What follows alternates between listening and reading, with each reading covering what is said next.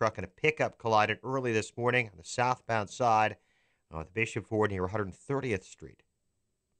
Chicago police are searching for a woman with dementia and schizophrenia who they say went missing last week on the northwest side.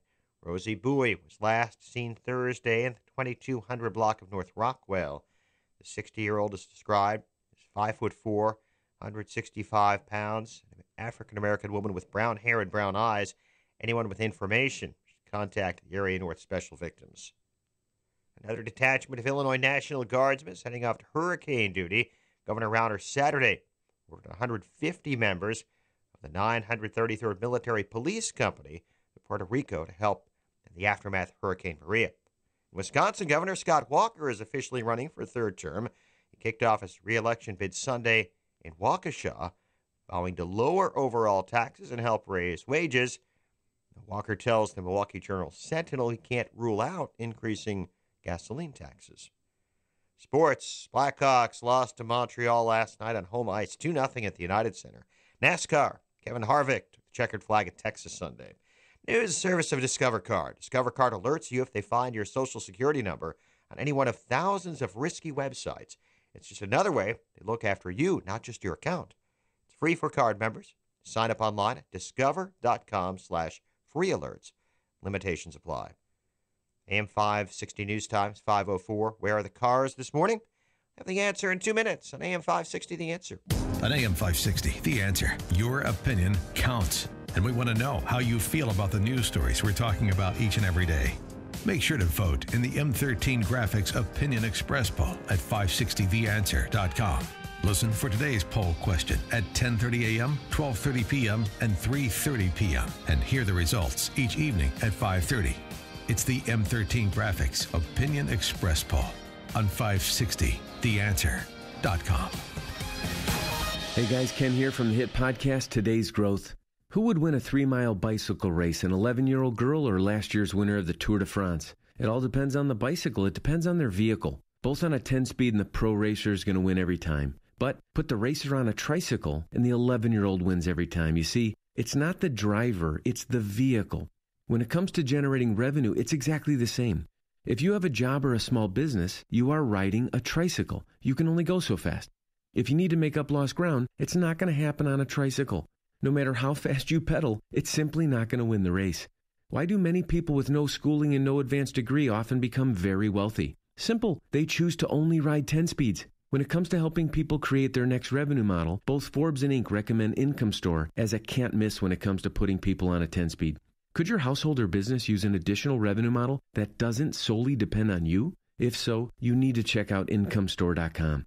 That's IncomeStore.com. If you're aged 59 and a half or older with the 401k plan and still working, stop what you're doing and call Arlington Capital Management at 855-471-5796. They'll help you actively manage your 401k, show you strategies to avoid major declines, and capitalize on opportunities. There are benefits with age, and this is one of them. At 59 and a half, you're entitled to new opportunities in the investment world that can dramatically improve your results and even lower your fees. Call 855-471-5796 now and take the first step toward getting more out of your retirement assets. The team at Arlington Capital Management proactively explores the market, our economy, and all of the variables that offset your investments. Call 855-471-5796 now for a complimentary consultation. That's 855-471-5796 or visit arlington-capital.com. You worked hard to accumulate your nest egg. Now, it's time to put your money to work for you. At 5:07 on AM 560 The Answer, here's a check of the roads from the Alarm Detection Systems Traffic Center. Crash on the north side reported Sheridan Road at Belmont. Edens, Kennedy, Eisenhower, Stevenson and the Rhine, all good right now. I-57 inbound, the Hallstead to the merge, 18 minutes. I-80 to the Rhine, Bishop Ford at 20. Delays start at Cottage Grove. No delays to report right now on the tollways or in northwest Indiana.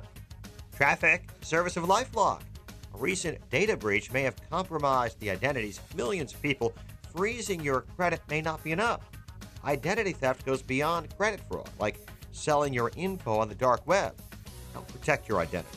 Go to lifelock.com. Use promo code RISK to save 10%. Chicago's Morning Answer with Dan Proft and Amy Jacobson is coming up next. Now your official Chicagoland weather forecast. Here's meteorologist Kevin Snyder. Today, intervals of clouds and sun, high 44. Cloudy most of the night tonight, low 36. Chilly tomorrow, intervals of clouds and sun, high 46. But a mainly clear and cold night, low 28. I'm Kevin Snyder on AM 560, The Answer. Right now, 36 degrees at O'Hare, 39 at Midway, and 39 along Chicago's lakefront, 33 at the DuPage Airport. Next news at 5:30. Chicago's Morning Answer starts now. AM 560, The Answer. This hourly segment is brought to you by the Lou Bridges Show. Get foreclosure defense solutions that may save your home. Saturday mornings at 8 on AM 560, The Answer.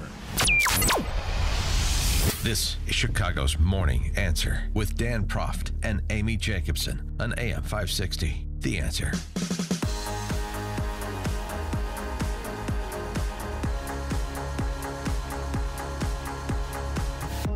Good morning, Dan. And in for Amy this morning is Kristen McQuarrie, she of the Chicago Tribune editorial board. Kristen, thanks for sitting in. Thanks for having me. And thanks for bringing the bagels. We always welcome. Appreciate food here. I always bring food. I can't go 4 hours without food. Yeah, no, Amy's nice enough to bring in hard-boiled eggs. And then, it's just good. I to like share? Yeah. Okay. Yeah, and then you bring it with the bagels. Well, a couple of Mondays ago, we had the dreary business of reporting on the terrible massacre in Las Vegas, and now on a Monday morning we've got to report on another terrible massacre, this time in Sutherland Springs, Texas, where the last numbers I saw, 26 parishioners at the First Baptist Church in Sutherland Springs, Texas, small community, are dead, and another 20 are injured because apparently this young, dishonorably discharged Navyman, Air Force,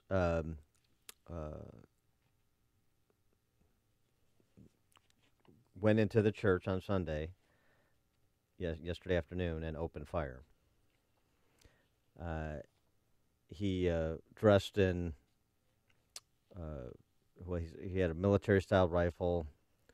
The victim's age ranged 5 to 72, including the pastor of the church. The pastor of the church's 14-year-old daughter. Deadliest mass shooting in Texas history. Governor Greg Abbott reporting. Unfortunately, I'm sad to tell you, to confirm, at least at this moment in time, there are 26 lives that have been lost. We don't know if that number will rise or not. All we know is that's too many. And this will be a long, suffering mourning for those in pain.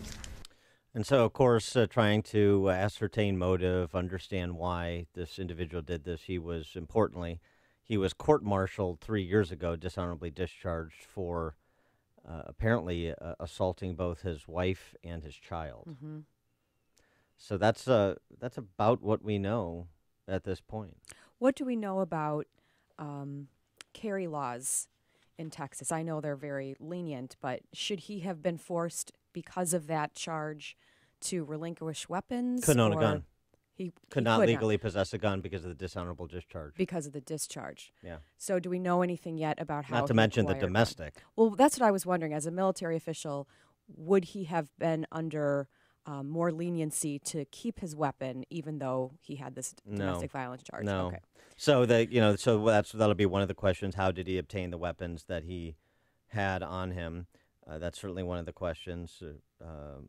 In addition to that, we know that you had some response from locals, and it's unclear. You heard at the news at the top of the hour. It's unclear if he's deceased, if it was a self-inflicted gunshot wound, if it was police responding to the scene, or if it was first reported one man who took out after him with a weapon to chase him away, essentially, and then followed him. Or now this morning it's saying two men. Here's one witness describing the return fire. Point another neighbor that lived a little further down, return fire toward him, and that's when they believe they hit him And then he got back into his vehicle and left the scene. And some of those neighbors ended up following him until he reportedly crashed a little further down the way. So that's one eyewitness account. You know, it's unverified, but that's one account. So you may have had some local residents who were heroes, one or more, that ultimately returned fire,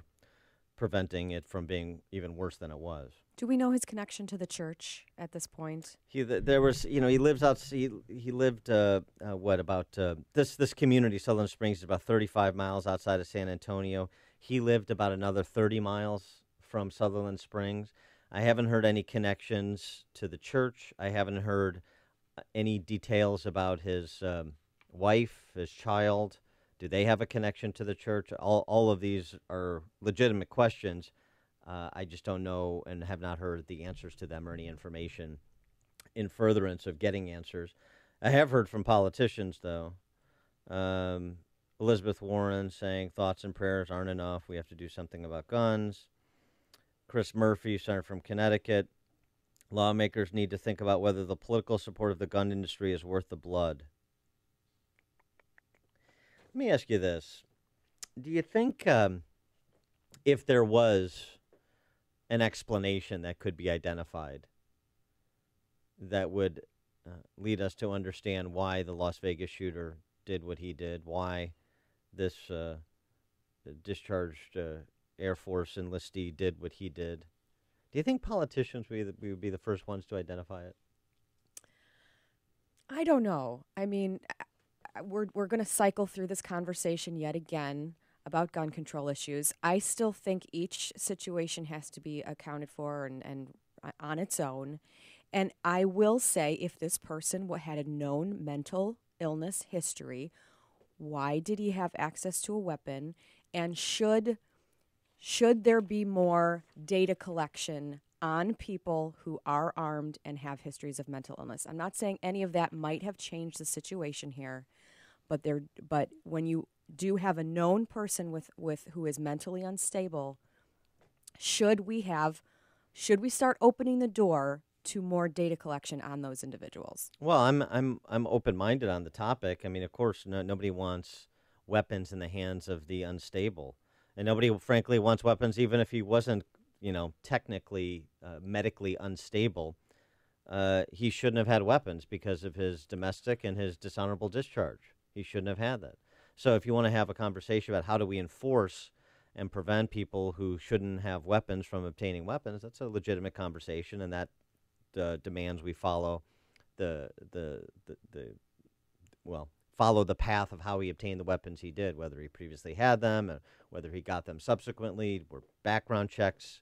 Did the background checks fail? Was this from a friend? I mean, we have no idea, but I'm happy to have that conversation. But here's the other thing, though, too, and this calls to mind this piece that Theodore Dalrymple wrote. We talked to him shortly after the Vegas massacre a couple of weeks ago, just about trying to, it's natural to want to find motive and understand it. It's natural to want to do something to prevent something like Vegas or the Sutherland Springs again. But his point about the Vegas shooter. Perhaps he had an animus against the city of Las Vegas that encourages gambling happening. He wanted to revenge himself upon it by discouraging its tourist trade. Maybe he was a country musician, Mankay, who was envious of the success that he had never had. But then we should have to ask how this resentment overcame the normal ethical restrictions with which he had complied for several decades. Any explanation of this will be banal, more redescription than explanation. So, we went through this with the Vegas shooter. His father was the bank robber. Is it something that was, in his genes, so to speak? But if so, how did it not manifest itself until he was 64 years old? And, oh, by the way, there are children of criminals, even violent criminals, that don't go on to a life of crime. So, to say this is it, or even a confluence of factors explains it. If you have this profile of all these things, then that's how you can identify the next Vegas shooter or the next Sutherland Springs shooter. And it's just false because there are too many people that have the same profile that live peaceful lives. Well, right. He was a law-abiding citizen until he wasn't, and he fired into a crowd.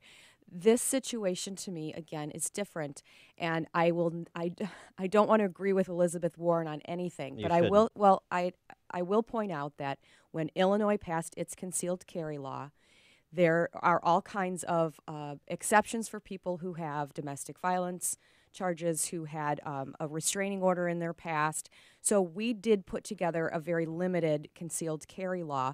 And while this was being debated in 2013 and 2014, the Illinois representative of the NRA fought having some of these provisions in, or was looking for ways to create loopholes if you had someone who had a history of depression, but then there was a time for so there is a grain of truth that the NRA fights anything that they conceive to be a limit on accessibility weapons. I watched it. I heard it in committee. He wasn't successful. It is part of our concealed carry law that you cannot acquire a gun, or you cannot have a concealed carry permit if you have a domestic violence history. And Cook County and Chicago have denied concealed carry permits on that basis to a number of individuals, a couple hundred out of 14,000 in Cook and Lake. So, I mean, is it? Yeah, I would qualify that. I would say what the NRA does as a general rule is fights restrictions on individual Second Amendment rights that have nothing to do with public safety, that don't enhance public safety.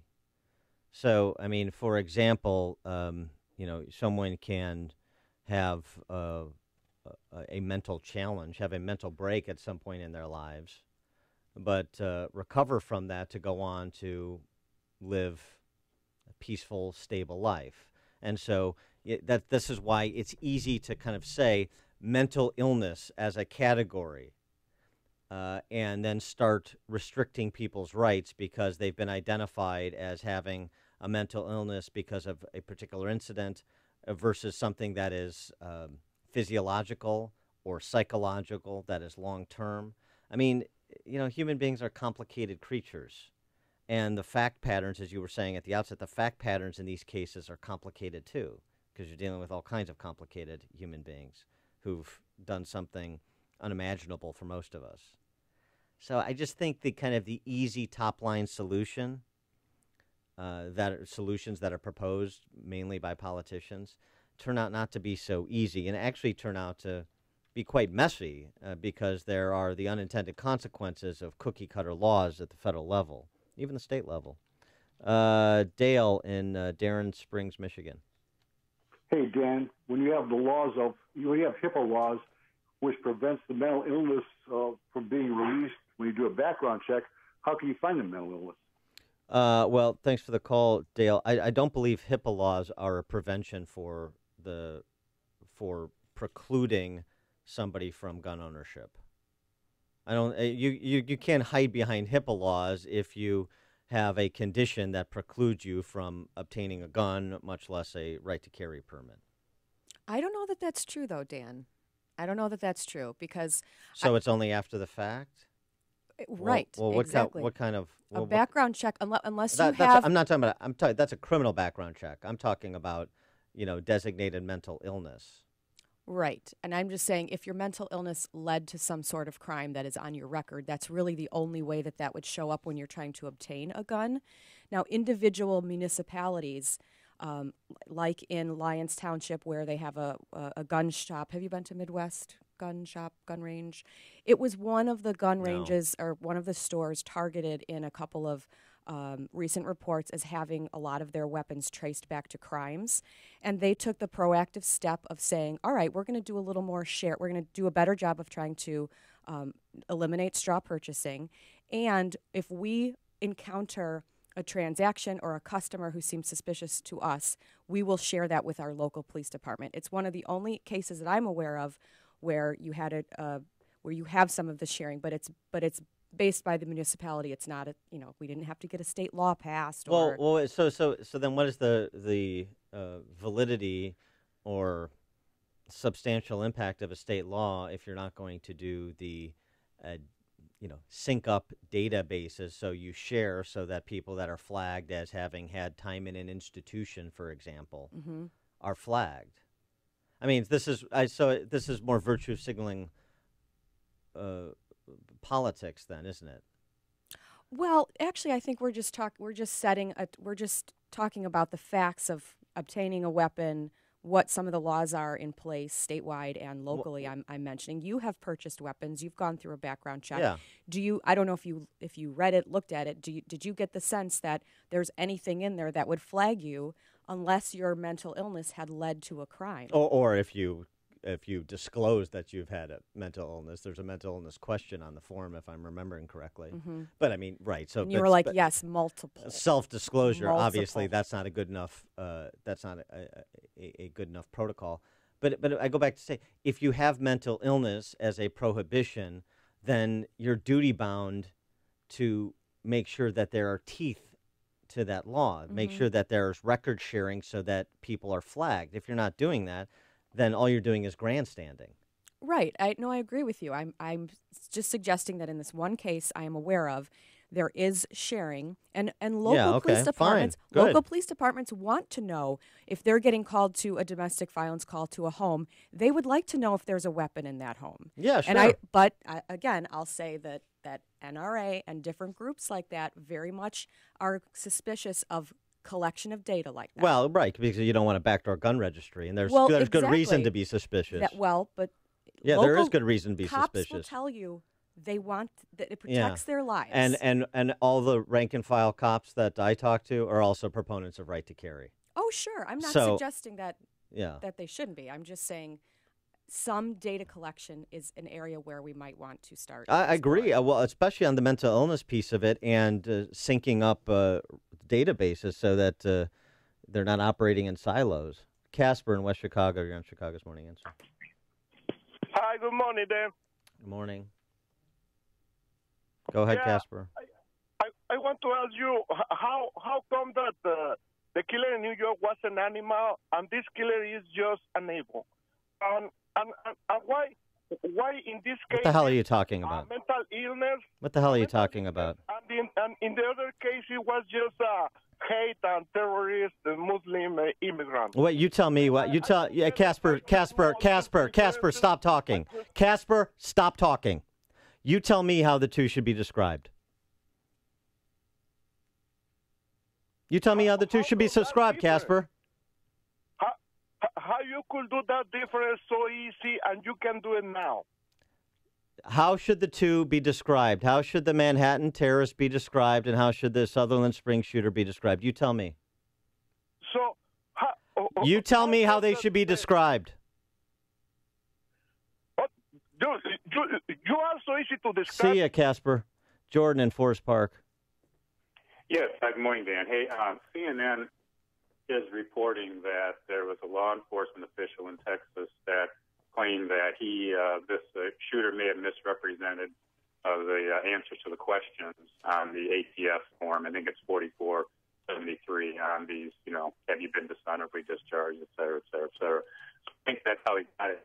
The question is, if you lie on the form, even though it's a felony, how often do they catch that? Well, yeah, well, that's a really good question. Thanks for pointing that out, Jordan. I mean, he spent 12 months in confinement because of his crime or violation of military law. 12 months in confinement plus a dishonorable discharge. Again, if we don't have the record keeping that is flagging something like that, I would be surprised. Certainly it's possible. But that record keeping with respect to military record, particularly where it intersects effectively with criminal record, well, then that's if that's true, that is a failure of the system that should be remedied. Hear about the big stories of the day, then talk about them right here on Chicago's Morning Answer on AM 560. The Answer. You've heard of living trusts and how they can help protect your assets, but you may not know if a living trust is right for you. Or maybe you have questions about creating your own living trust. The fact is, almost everyone can benefit from a living trust, which can protect your assets from the court system and your loved ones from unnecessary expense and inconvenience. Learn more at a free seminar Thursday, November 9th. Estate planning attorney Robert Zapolis will explain how to create your own living trust, estate planning under the new tax laws, why a will does not avoid probate, and more. Have your estate planning and living trust questions answered absolutely free. Don't miss this important seminar Thursday, November 9th at 6:30 p.m. at Papa Joe's Restaurant, 145th and LaGrange Road in Orland Park. The seminar is free and a complimentary dinner is served, but you must make a reservation now. Call 708-478-1400. Call 708-478-1400. Again, 708-478-1400. Despite President Trump's repeated requests, Senate Republicans failed again to repeal Obamacare. If you're tired of calling a bureaucrat at an 800 number to help you navigate Obamacare, then you need a local expert on your side. That's right, your own health insurance mentor. C. Stephen Tucker, C.S. Tucker, from healthinsurancementors.com is someone I know and trust. He's a 20-year licensed broker who's been educating AM 560 listeners on the Affordable Care Act for the past 6 years. Thanks, Dan. ACA open enrollment is now only 45 days long. From November 1st to December 15th, you cannot be denied coverage based on a pre-existing condition. And depending on your income, you may find a more affordable plan. With narrow networks, even fewer choices, and higher deductibles, now more than ever, you need an expert to help you gain access to the best hospitals and specialists available. Call me. I can help. Thanks, Steve. How can our listeners get in touch with you? They can visit healthinsurancementors.com or call me directly at 630-674-1551. That's 630-674-1551.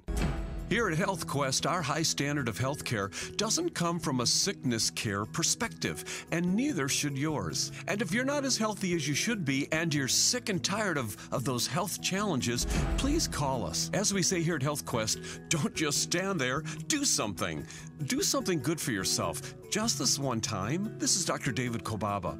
If you're like me and my wonderful HealthQuest staff, well, we know how much you love helping others in this challenging world of ours. Now, if you could raise your level of health and wellness, well then you could be of greater service to those you know and love. What a great perspective, but you've got to put this intention into action. So just don't stand there. Do something. Call our HealthQuest radio hotline right now, 1-800-794-1855.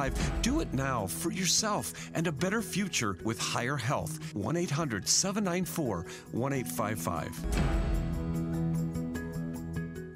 A storm is on the horizon, and you need to keep the lights on no matter what. Your business relies on the power being on 24/7. It's the lifeblood of your data and computer systems. Weather-related outages from the power company are not acceptable. Your need for a source of power that's reliable 24/7, along with round-the-clock service that can dispatch technicians to your site immediately, is mission critical. Your business needs Charles Equipment Energy Systems on speed dial. These are the big boys, not residential or solar, but reliable industrial generators for emergency backup or events. When you need more than a 100-foot extension cord plugged into a small engine generator, call Charles Equipment Energy Systems. They keep the lights on with rental generators for job sites or power outages. Stay warm this winter. Plan ahead. Call now to prepare generators for winter storms and potential power outages. Call 630-834-6000. That's 630-834-6000 or charlesequipment.com. charlesequipment.com.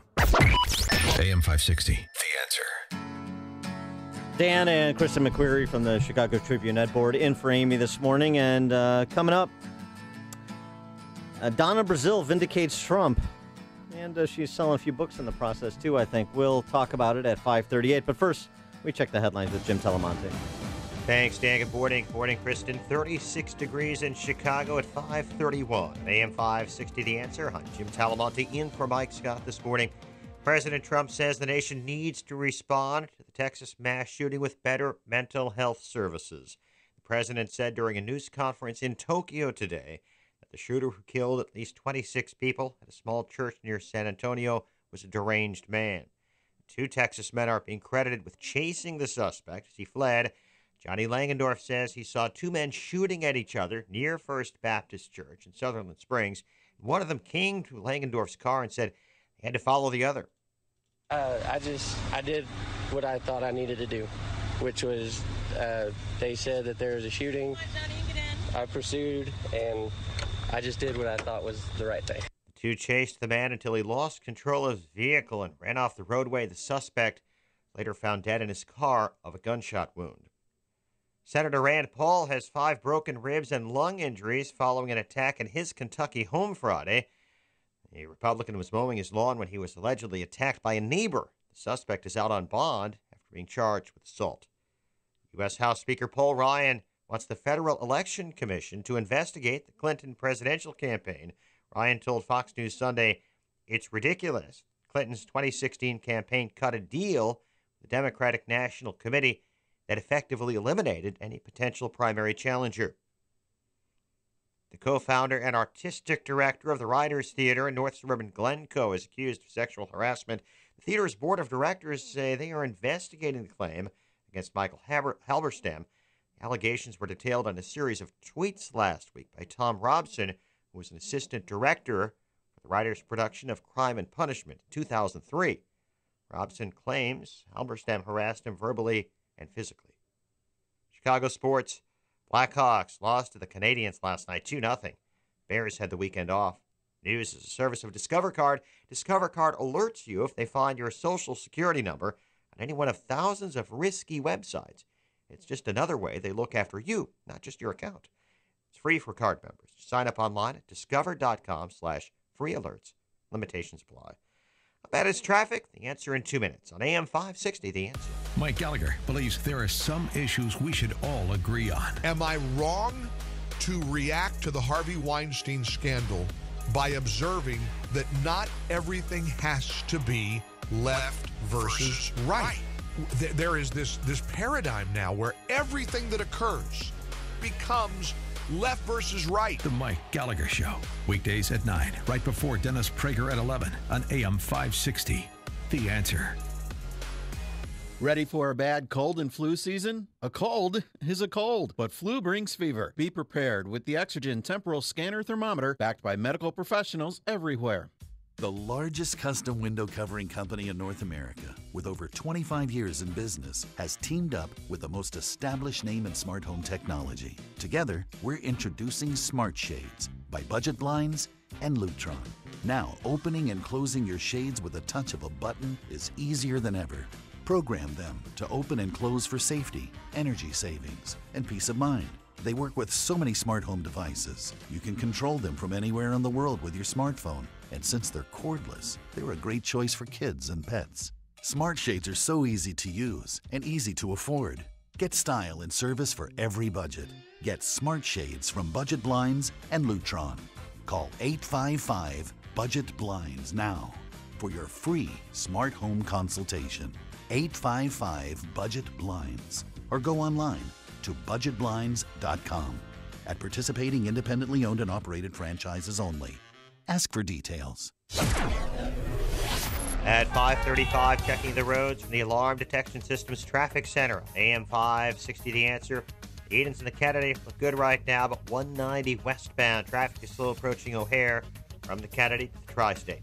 On Eisenhower, the delay from 25th Avenue to Des Plaines Avenue. It's 32 minutes from 390 to Burns Circle. Outbound fine at 29. On Stevenson, you've got a 2-minute delay, Harlem to Central. Outbound okay. On Ryan, delays start around Cermak, 20 minutes, 95th to downtown. Outbound 15. There's road work at 87th. 3 right lanes are blocked till 6 a.m. I-57, 25 minutes, I-80 to the merge. Bishop 423.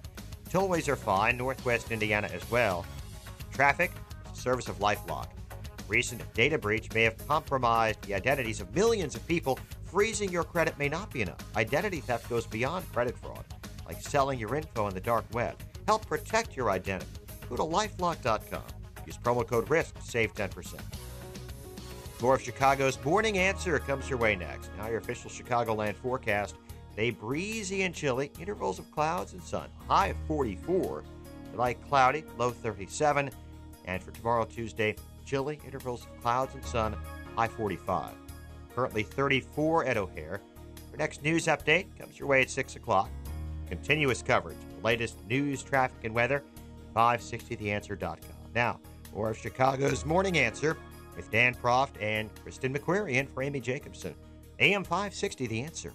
Listen to AM 560 on your mobile device. Now available on iHeartRadio. Online at iHeartRadio.com. You want more than just the headlines? Find out what's going on and what it means with me, Dennis Prager, this morning at 11, right here on AM 560, The Answer. Good morning, Dan, and in for Amy, Kristen McQuarrie, Chicago Tribune Ed Board. And I want to get to Donna Brazile versus Tom Perez, the main event, and then the undercard, Jeff Weaver versus Robbie Mook Mook. Ouch. Mook. Hurting my ears. You got to be prepared for Robbie Mook. Okay.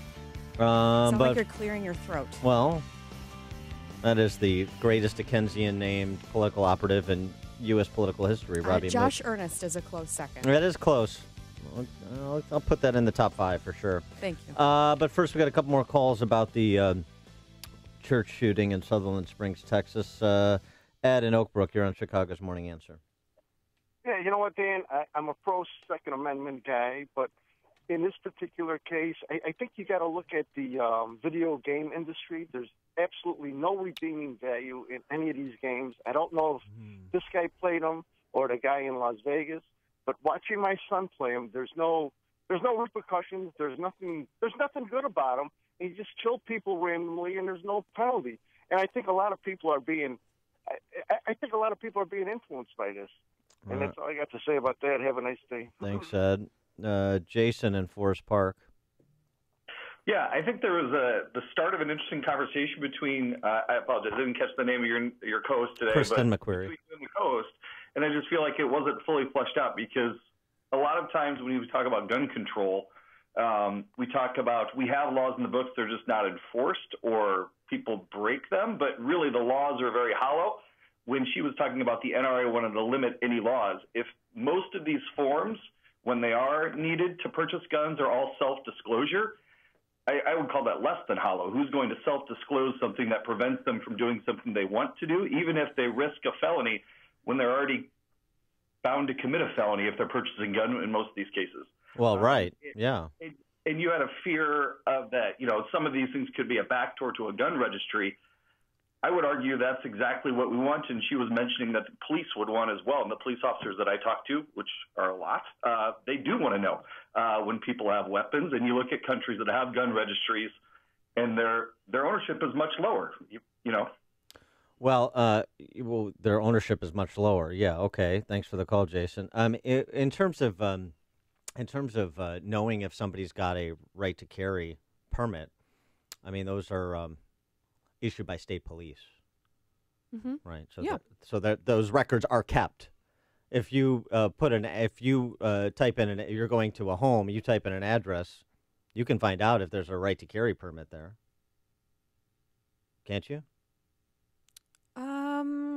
I suppose. I don't know if it's automatic. I don't know if that's something that the officer can individually pull up and find out. Probably. My issue was if there was suspicious behavior, if there was somebody who, we have a couple of gun shops in Illinois who have a history of those weapons being linked to crimes. That is data. It is a fact. Some of them have taken initiative to do a better job of not selling to people who they raise red flags. They train their employees. Others don't. And I think that is a problem. Yeah, okay, well, fine. I'm all for, the responsible gun dealer. And it's in gun dealers' interest to be responsible so that they're not... Not always. Well... They make let's just talk about Chuck's. I mean, we've been talking about this gun shop in Riverdale for 20 years. Yeah. And now we have increased technology to be able to train weapons. It's in the top probably 5 in the state where weapons are linked to crimes. Mm-hmm. And lawmakers have tried to crack down and to no avail. It's fine. You put Chuck's out of business tomorrow, the gun stores out of business tomorrow that you want. You think that's going to have an impact on violent crime in the streets of Chicago? I would like to do a better job of going after straw purchases because I do think that's a huge problem. Dan in Libertyville. Hello, thanks for having me on. Chicago, for about 40 years, had a handgun ban. Right. During the 90s, there was over 900 murders a year. Just so, her idea of outlawing Chuck's gun shop would somehow help. You have a criminal gang system there of over 100,000 members, according to the FBI statistics, and no one's acknowledging that. As far as concealed carry goes, the cops know if your car is registered to you that you are a concealed carry license holder or a FOID card holder. Those cars are obviously, registered to your home, and of course they would know that in your home there are firearms because of that. Right. When people are willing to have a registry, well, then let's go down that road. Are we going to register Muslims? Are we going to register the Jews like they did back in, Germany? Well. At what point do we stop? Well. At what point do we stop registering people because we're afraid? Thanks for the call, Dan. I mean, I see what you're saying of sorts, but I think we're going down a path that we were talking about restricting people who have known violent behavior or mental illness from accessing weapons. I think most responsible gun owners, and including NRA members, support that. So does the NRA. I was just giving you examples where they didn't in Illinois, where they try to find ways to make it harder to restrict access. Yeah, well, that's your interpretation of their disposition. And as I've said previously, having watched it up close and listened to hours and hours of testimony and read the 600-page bill, yes. Yeah. Okay. So what? So it's not necessarily just my crazy interpretation. I didn't say it was. Followed it very closely. I'm glad you followed it, and I didn't say it was crazy. What I said is the NRA's disposition is not. We don't care about people with mental illness obtaining guns. We don't care about domestic abusers obtaining guns. No, but when they slip into as opponents in committee to some of these provisions and then testify about it. It's yes, and as I suggested before, I mean, and I'm sure you've had conversations with Todd Vandermine, who's the NRA lobbyist in Illinois, as I have had. There is concern about where you draw the line between safety and freedom, and preemptively restricting the rights of law-abiding as it pertains to their individual Second Amendment right. That's a legitimate discussion. People may come down on different sides of that line, but it's a legitimate discussion. It's not some people are for abusers and the mentally ill having weapons and some people are against it. That's a silly characterization. It's not true. Tom in Deer Park. Who amongst us does not want to see something done to stop these heinous acts of evil? And we want to blame the NRA or blame politicians that aren't doing enough. And it's like this. We need to do something. We need to do something. Well, this is something. Let's do this. When, in fact, if any single proposal that I've heard, either the last 24 hours or the last 10 years, would have an impact, I would have been in favor of it, called my rep, and it would have been done. Yeah, thanks for the call, Tom. I mean, trucks. I mean, do we have to go through this again? Trucks and knives and fertilizer and bombs. Mike, it's somewhere in an undisclosed location. You're in Chicago's Morning Answer. Hi, how are you? I think this whole notion of gun control is based on ignorance. You can make a gun in your basement. It's maybe not as high quality as what those manufacturers do, but it just needs to work for an hour. This whole thing that we're going to prevent it is exactly the trucks and fertilizer discussion. How about we do this? How about we prevent it by changing what sort of things we talk about in our society and the type of shows we have? And maybe if that guy actually showed up at church rather than going and shooting in church. So how about we start with the personal responsibility of how we raise our families? Let's start there. Maybe that will turn the tide. Thank you very much. Thanks for the call, Mike. We got a police officer on the whole protocol of responding to a call. Jim in Chicago, you're on Chicago's Morning Answer. Hey, how you doing? Good morning. Morning. Number one, criminals are registered. We all know who they are. They've been fingerprinted. They're out there. We know their crime patterns and everything else that still isn't prevented. Registration, in my opinion, is a ridiculous notion. Number two, you have police officers responding to a call. It shows up on the event history that the car has previous instances of domestic violence or of any kind of problems. Number three, when you get fingerprinted to get a gun card in the state of Illinois, it will show up that you do have a gun card or you do not have a gun card when your name check is done. So all these registrations and that woman who's saying, oh, well, the NRA's for this, I'm sorry, ma'am, but you don't know what you're talking about and you're an authority. It just makes me sick that people who don't know what they're talking about always say, let's have another law, another law, another law. Criminals are out here all the time breaking laws, and they're registered. And this is a ridiculous notion to take away the rights of the law-abiding citizens.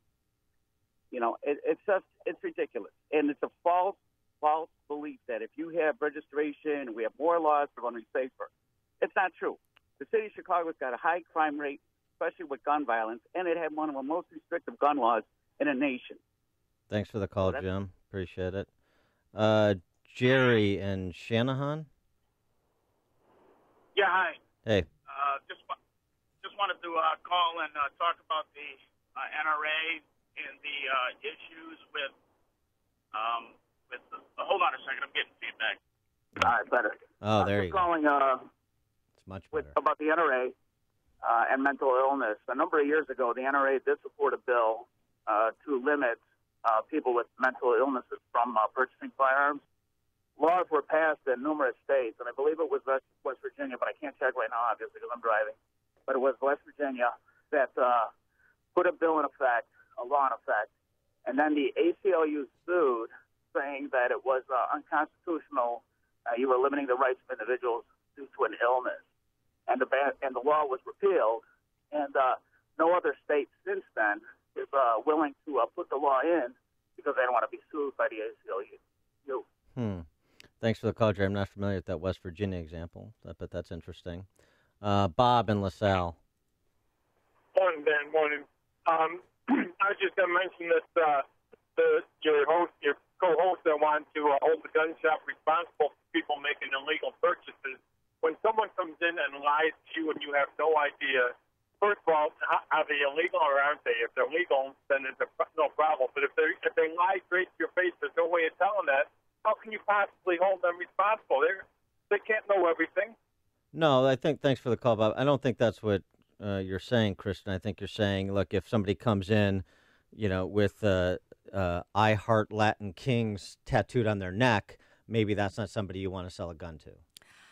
I think gun shops, when they repeatedly are selling weapons at the amount that they are, and those weapons are later being recovered at crime scenes, that yes, the people who are breaking the law know which gun shops are stricter and which aren't. And yes, I think in the case of this one particular gun shop, I mentioned a couple others, some of them have been proactive in training their employees to use a little more discretion. You don't have to sell a weapon if you're uncomfortable. You have every right as a gun shop owner to turn someone away. Right. And I think some of the more responsible gun shops have done that if there are some red flags.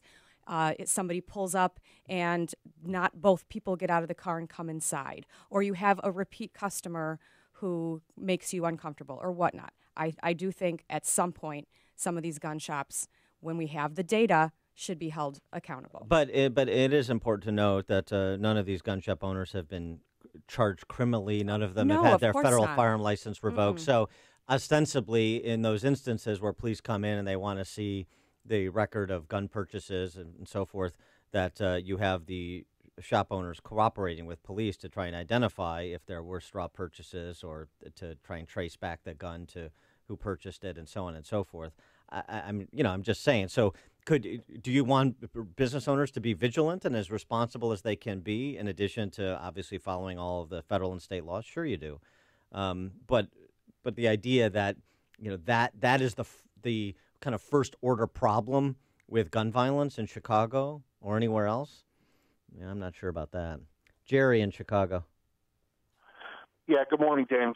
Kristen, if you talk about more data collection, a lot of this stuff would work if newspapers like the Daily News a few years ago didn't come out and post everybody's name and address that owned a firearm, took a full-page ad out. I mean, this is the reason that NRA members and non-NRA members are afraid to give their data and anything else to these agencies, because then it becomes public information, and then newspapers like the Daily News put it out there for everyone to know. Yeah, and thanks for the culture. And lest we forget, our very own Attorney General tried to do the same. I don't recall that. Lisa Madigan? She tried to put together a list of just registered gun owners or concealed carry permit owners? No, gun owners. Okay. Yeah. Well, I understand that's offensive, but there's a lot of information that's public record, and that happens to be one of them. Well, I mean, for example, just going back to what happened yesterday, if that Sutherland Springs shooter, if that murderer was able to legally get a firearm, whatever, any of the firearms he had, was if he actually filled out and passed a criminal background check, if the databases weren't synced up so that his dishonorable discharge and his court-martial for domestic violence was not flagged, then that's a problem. That's a problem with the system. There's no question about that. Anthony in Plainfield. Thanks for taking my call. I'm not trying to minimize what happened. It was very terrible, and all these murders are. But I don't think anybody wants to acknowledge the fact that these people that do these horrible things, they break the most basic law there is of humanity. Don't kill people. So filling out forms, applications, I don't think is going to matter 100%. And then one more point is that not too long ago, somebody invaded a lot of countries. It was the Nazis, and the first thing they went and grabbed was the registered gun list of those countries they invaded. Thanks, Anthony. Listen to podcasts of Dan and Amy from the AM 560 mobile app. Download it today at 560theanswer.com/mobile. You wanted to be a teacher when you were little, but as you grew up, things changed. Teaching just didn't seem like the best option anymore, so you decided to become something else. But what would your 12-year-old self say? Interesting and innovative things are happening in teaching today, so it's time to put it back on your list. Don't try to convince yourself otherwise. You had it right the first time. Find out how you can make more at teach.org. Make more. Teach. Brought to you by Teach and the Ad Council. This is Dan Proft with 60 Seconds of Sanity, sponsored by Upstream-Ideas.com. America's strength is that she's a free nation. Our weakness is we've stopped defending the foundations of our freedom. Non-behavioral characteristics like race and religion take precedence over shared beliefs as it relates to who is granted entrance to America, to the extent permission is required at all. This in spite of the fact that there is plenty of identity diversity that occurs naturally within a global population that shares a common commitment to peaceful pluralism. The temperature in K-12 is approaching Fahrenheit 451 as school districts move to ban literary masterworks like To Kill a Mockingbird because the language may offend. A recent survey of college undergrads finds 1 in 5 believes violence is acceptable to silence someone who makes a hurtful statement. Private property is seized by the state if you refuse to participate in events that violate your religious beliefs. You make too little. You make too much. You don't pay enough. You didn't build that. You need not apply. You must check your privilege. You must use these pronouns. You can't use those words. As Thomas Paine wrote, what we obtain too cheap, we esteem too lightly. It is dearness only that gives everything its value. If we continue to acquiesce to those who would cheapen our freedoms, we will all pay dearly. You've heard of living trusts and how they can help protect your assets, but you may not know if a living trust is right for you. Or maybe you have questions about creating your own living trust. The fact is, almost everyone can benefit from a living trust, which can protect your assets from the court system and your loved ones from unnecessary expense and inconvenience. Learn more at a free seminar Thursday, November 9th. Estate planning attorney Robert Zapolis will explain how to create your own living trust, estate planning under the new tax laws, why a will does not avoid probate, and more. Have your estate planning and living trust questions answered absolutely free. Don't miss this important seminar Thursday, November 9th at 6:30 p.m. at Papa Joe's Restaurant, 145th and LaGrange Road in Orland Park. The seminar is free and a complimentary dinner is served, but you must make a reservation now. Call 708-478-1400. Call 708-478-1400. Again, 708-478-1400. The same banking team you already know and trust at the private bank has come together with one of the strongest banks in North America. And we have a new name. The private bank is now CIBC. We share the same focus on building strong client relationships, and we're now backed by a bank with over 150 years of experience in putting clients first. Our name may have changed, but our commitment to helping your business grow is now stronger than ever. Visit us at CIBC.com/US. Member FDIC. AM 560 News Time 5:57. I'm Jim Talamonte checking the roads from the Alarm Detection Systems Traffic Center. Traffic is heavy at O'Hare now and westbound 190 from the Kennedy Expressway to the Tri-State. The Kennedy has inbound delays as well. River Road toll to Canfield and Austin to Central. 22 minutes, O'Hare to downtown, outbound 24. Edens is fine. Inbound Eisenhower delays kick in at Wolf Road. 35 minutes, 390 to the Circle. Outbound still good. Stevenson, 40 minutes, 355 to Lakeshore Drive. Ryan, 21 minutes, 95th to downtown. I-57, 27 minutes, I-80 to the merge. Bishop Ford, 24. Tollways are good, no problem. Freeport right now, in Northwest Indiana. Traffic is a service of Staples. Staples helps you promote your business with print materials like presentations, brochures, postcards, and promotional products designed to impress clients. Now save 20% off print and marketing services orders of $50 or more. Staples, Pro Time, exclusions apply, ends 12/2/17. Now for your Chicagoland forecast, here's meteorologist Kevin Snyder. Clouds and sun today with a high 44. Mostly cloudy tonight, low 36. Then tomorrow, clouds and sun again, high 46. Mainly clear night, low 28. Wednesday, a full day of sunshine, but still chilly with a high 45 and a clearing cold night with a low 30. I'm Kevin Snyder on AM 560, The Answer. Right now, 34 degrees at O'Hare, 36 at Midway, 37 along Chicago's lakefront. AM 560 news time is 5:58. Charges are pending against a man accused of lying to police about an 8-year-old girl being inside his vehicle when it was stolen on Chicago's South Side. Authorities say the suspect told officers the child was in his car when two people stole it yesterday near 85th and Cottage Grove. An Amber Alert was issued. Detectives were notified by the parents that the child had been found unharmed. An investigation later revealed the police report had been falsified and the girl was not in the vehicle when it was taken. A 17-year-old is accused of shooting at police on the South Side. Authorities say officers spotted the teen boy running early yesterday near 67th and Ridgeland near East End Avenue. The boy fired several shots at the officers, who returned fire before arresting him in an alley. The suspect is due in bond court today on multiple charges. No one is hurt following a large fire in a commercial building in Chicago's River West neighborhood. Authorities say the blaze started last night inside a 3-story building in the 600 block of North Milwaukee Avenue. It took just over an hour for crews to put out the flames. Traffic service of Walgreens. Little help from Walgreens. Diabetes won't slow you down. With caring pharmacists, medications you rely on, and testing supplies from all the major brands. Where is it convenient? Where do I matter? At Walgreens, the corner of happy and healthy. We have more of Chicago's Morning Answer coming up. First, Fox News, WIND Chicago News Time, 6 o'clock. What turned him into a mass murderer? I'm Dave Anthony, Fox News. That's an unknown. The morning after a shooting spree in a small town Texas church. It's devastating for us and for our community, but God's still in control. 26 people were killed, 20 injured. We've lost family members. Fathers, mothers, sons, and daughters. Governor Greg Abbott, Fox's Evan Brown live near the Sutherland Springs scene.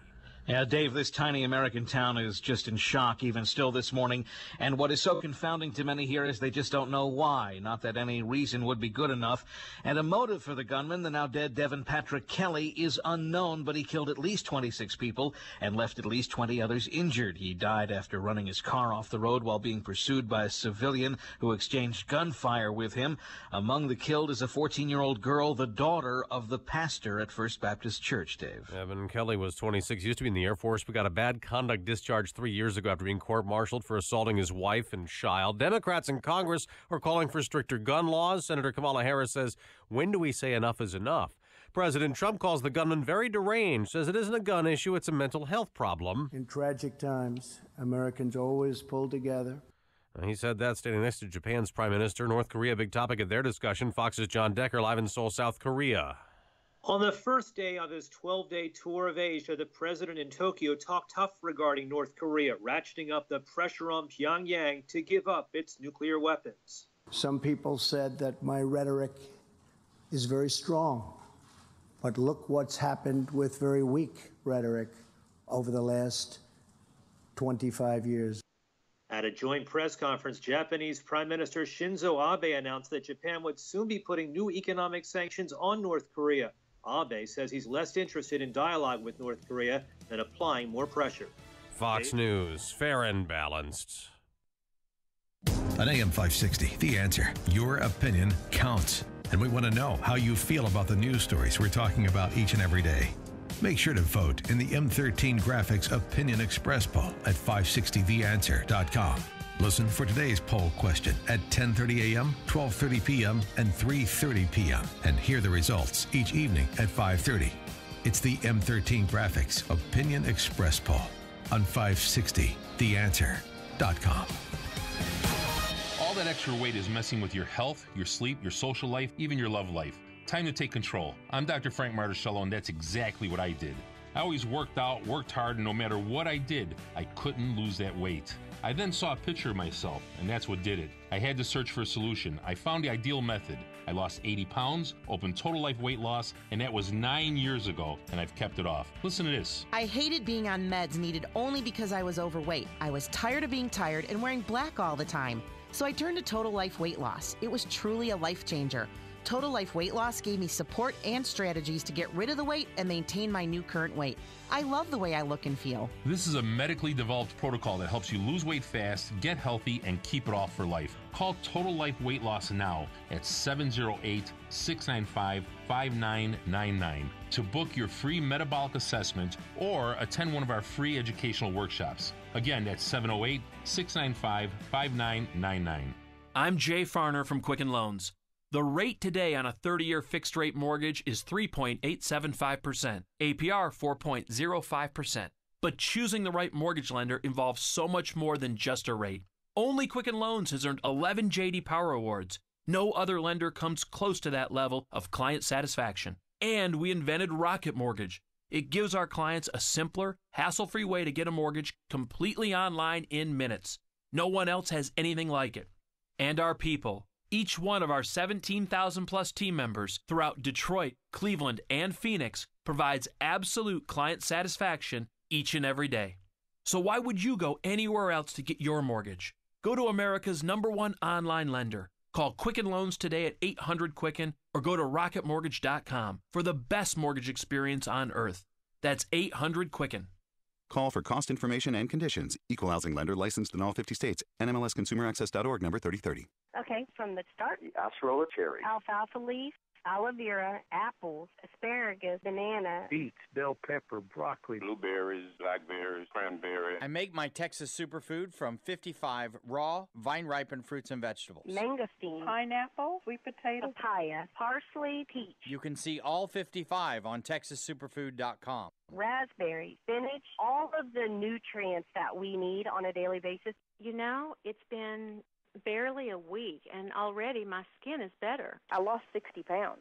I mean, that's huge. Since I've been on superfood, I haven't been sick. I'm Dennis Black, here in Dallas, Texas. Wouldn't you rather be healthy, energetic, and fit? It's borderline shocking how much energy I have. Join us on TexasSuperfood.com. TexasSuperfood.com. Or call 877-55-TEXAS. That's 877-55-TEXAS. 877-55-TEXAS. Or TexasSuperfood.com. Warren Buffett's mentor, Benjamin Graham, said, "The essence of investment management is the management of risk, not returns." Hi, this is Joe Lopresti, president of Arlington Capital Management. I'm here to explain how we help manage our clients' exposure to risk. We're the creators of our proprietary proactive asset allocation strategy, known as PAS. It is designed to analyze important market trends and alert us to potential changes in the market. But that's only part of what I believe makes Arlington Capital Management unique. It's the care and personalized service we provide our clients that really defines us. We understand how important your financial goals are to you and your family, and we never take that responsibility lightly. It all starts by understanding the things that are most important to you. It's part of the Arlington Capital Management difference. To experience it for yourself, schedule your complimentary consultation by calling 855-471-5796. That's 855-471-5796, or visit arlington-capital.com.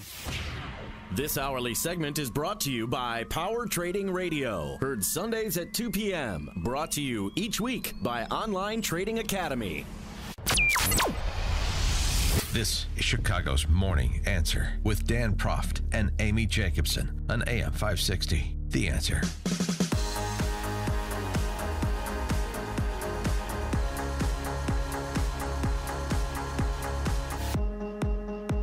Good morning, Dan, and in for Amy J. is Kristen M. Kristen K-Mac. McQuarrie. K-Mac.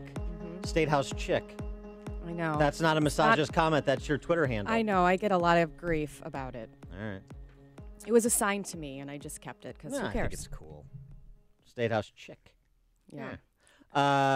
Of course, Chicago Tribune editorial board member is Kristen McQuarrie, and also a native of the greater Rockford area.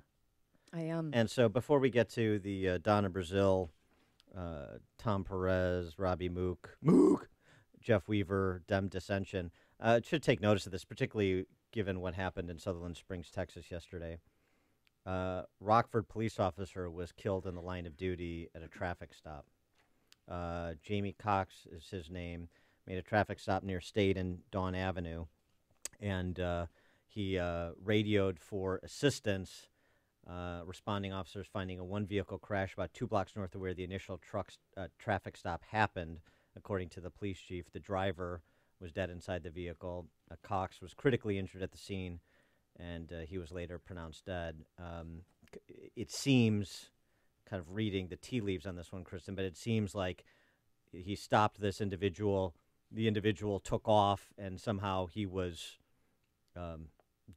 dragged by the vehicle or something like this. Doesn't because then his weapon was discharged. Right. So that's what it seems to me, but I'm just trying to surmise from the details that are available. It's really kind of rocked my hometown. I'm sure. My mom was telling me last night that the car, the officer's squad car, had been left because the door was left open in whatever sort of a scuffle happened, and the car was running, and they just let it sit at that intersection and run all day long because they had police officers kind of in memoriam passing by, and right. When it left St. Anthony's Hospital and went to the morgue, they had a very long procession. So he was young, had joined the department in 2016. So just a year on the force, not just even. A year on the force. I think he had a military background. Really excited to, explore the service aspects of being a police officer, and was shot and killed. So. We don't know if he was shot. You don't know killed. shot, Okay. but yeah, so I mean, it's just a reminder in these times about the jobs that police officers, men and women in uniform, do. And I think, frankly, it's a reminder about the need for the civilian political leadership to back up police officers when they are lawfully doing a dangerous job. Mm-hmm. So we talk about Chicago a lot, but Rockford actually has more violent crime per capita. Yeah. And it just adds to the long struggle of my hometown that always has a higher unemployment rate, always has just struggled to get on its feet, losing manufacturing. And crime is becoming a huge problem. It is a huge problem. So. Well, okay. Switching gears, Donna Brazile. Donna Brazile she's on this week with Clinton Foundation donor Zero George Stephanopoulos as a matter of course. And she's responding to her critics, most of whom are coming from inside the DNC or inside the Democrat ranks because, of course, Brazile and Elizabeth Warren, by saying that the primary was rigged for Hillary Clinton, have now vindicated Donald Trump. Oops. Whoopsie. The best thing Trump has going is the Democrat Party. Here's Donna Brazile with a message to her critics. Those who are telling me to shut up, they told Hillary that a couple of months ago. You know what I tell them? Go to hell. I'm going to tell my story. I want to tell my story, George, because this is a story of a young girl who started in American politics at the age of 9, who continues to fight each and every week of her life. I went down to Virginia last week to kick off the canvassing campaign. Nobody paid me to do that. Nobody, I'm not on a payroll, George. I care about my country. I care about our democracy. And I say go to hell because why am I supposed to be the only person that is unable to tell my story? Why am I supposed to be the only person who's unable to cash in on this? That's what Donna Brazile is actually saying, isn't she? It's all about her. It's all about this little girl who started out in politics at age 9. A little girl with a dream. But you know what? Let her keep talking. Let her keep talking. As Kevin Williamson writes in his piece about bringing back political parties in National Review, Donna Brazile, longtime Clinton henchwoman who is as crooked as a barrel of snakes, has shocked and appalled such Democrats as are capable of being shocked and appalled. He also points out, I think accurately, that if herself had won in 2016, we would not be hearing a peep about any of this, least of all from Donna Brazile, who would be enjoying some comfortable White House sinecure instead of hawking books. That's the reality. There's no white hats in this story, which makes it all the more fun. So there's Donna Brazile. But Tom Perez, Hey, he loves Donna Brazile. He just doesn't know what else she's talking about. So do you agree with the Clinton campaign that Donna Brazile fell for Russian propaganda? I don't know what Donna Brazile fell for, but all I know is under the rules and bylaws of the Democratic National Committee, she couldn't have done this. Hillary Clinton was anything but incapacitated. She was tireless. She was a workhorse. And frankly, what saddens me about this as much as anything is I think people who read that charge, which is just without merit, are going to perhaps start wondering about other claims in the book. Yeah, he'd hate to have people wonder about other claims in Donna Brazile's book. Of course, Perez is referring to the bombshell over the weekend that Donna Brazile said, I considered replacing Hillary Clinton and who was it running again? That suburban dad on the down low, Tim Kaine, with Joe Biden and Cory Booker. After she collapsed, right? In September. How could she do that? Well, of course she couldn't. She had already won the nomination. It's ridiculous. But this is the same person. I mean, so she, let's just backtrack a little bit. A reminder, she was working for the DNC and was being paid as a CNN contributor when she started leaking questions to the Clinton campaign. I mean, and was debate questions. Debate questions was, and actually, like, one was a town hall and one was a debate, and was eventually fired. And this, of course, all came out after Podesta's emails were hacked. And CNN acted we're so disturbed. This violates all of our principles. Why are you paying someone who is a DNC, I think she was the chairwoman at the time, as your commentator, and then, oh, oops, do you think she was leaking questions to Bernie Sanders as well? No. And about the same way they were doing joint fundraising together with Comrade Sanders as comrades. So it's just fascinating. I mean, Donna Brazile, Kevin Williamson has it nailed. If she had won, there would be no book. There would be some sinecure, and everything would be hunky-dory. Now it's the time to cash in and put Hillary Clinton to sleep. Oh, by the way, there's a great internet meme tweet roaming around. I What's just have a to meme? share this. Explain. Well, it's just, it's like a little joke. It's just a big quote. A meme that, a visual, an image that a saying that travels around. I'm not the hip web. with the kids, so you should get down with the struggle. Hillary Clinton. I'm sorry that my good friend Donna Brazile misremembers our campaign, and I'm depressed by her impending suicide. It's pretty good. So this is the main event there. Former DNC head, current DNC head. And then you have the undercard with Jeff Weaver, who is Bernie Sanders' campaign manager, and Robbie Mook, who is Hillary Clinton's campaign manager. Mook tried to spin out of this with Anderson Cooper over the weekend, saying it's just politics. Right, but clearly Jeff Weaver and the Sanders campaign believes that things were rigged against them. Well, here's what I'll say about this. Politics is politics. People have to go out there and say what they need to say. I think it's dangerous to say that this contest was rigged for the following reason. Because Elizabeth Warren, by the way, is also saying that now. Well, and Elizabeth Warren and Bernie Sanders are important members of our party. They're an important part of our politics. This is great. We can't make the case to working people in this country that we're going to stand up for them and we're going to fight for them if we're fighting each other. We can't do that. Robbie Mook is almost descending into a puddle of tears over the disunity that this has caused. He's very upset about this. Now, he said he and Jeff Weaver worked very well together, particularly toward the end of the campaign, the primary campaign. Jeff Weaver, though, is kind of none too copacetic with the deal that Camp Hillary had with the DNC to the detriment of Bernie. It was pretty clear right from the get-go that the DNC was in the Clinton camp with the rigged debate schedule and a host of other interventions, including, as you remember, them taking away our access to our voter file data in December of 2015. So it was pretty clear that they were on the Clinton side.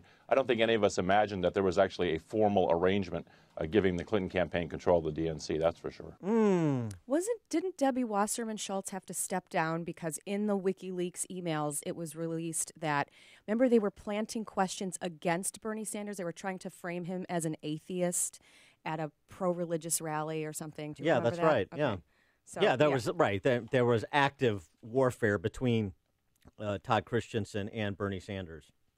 Yes. There's no question. But they weren't just trying to boost Hillary. They were also trying to, tamp down Bernie. Well, the way to boost Hillary is to tamp down Bernie because there was no, boosting Hillary on the merits. You had to stop the revolt that was happening both sides, against. Both. No. Well, that's true, but where was the energy? Well, sure. Yeah, where was the energy?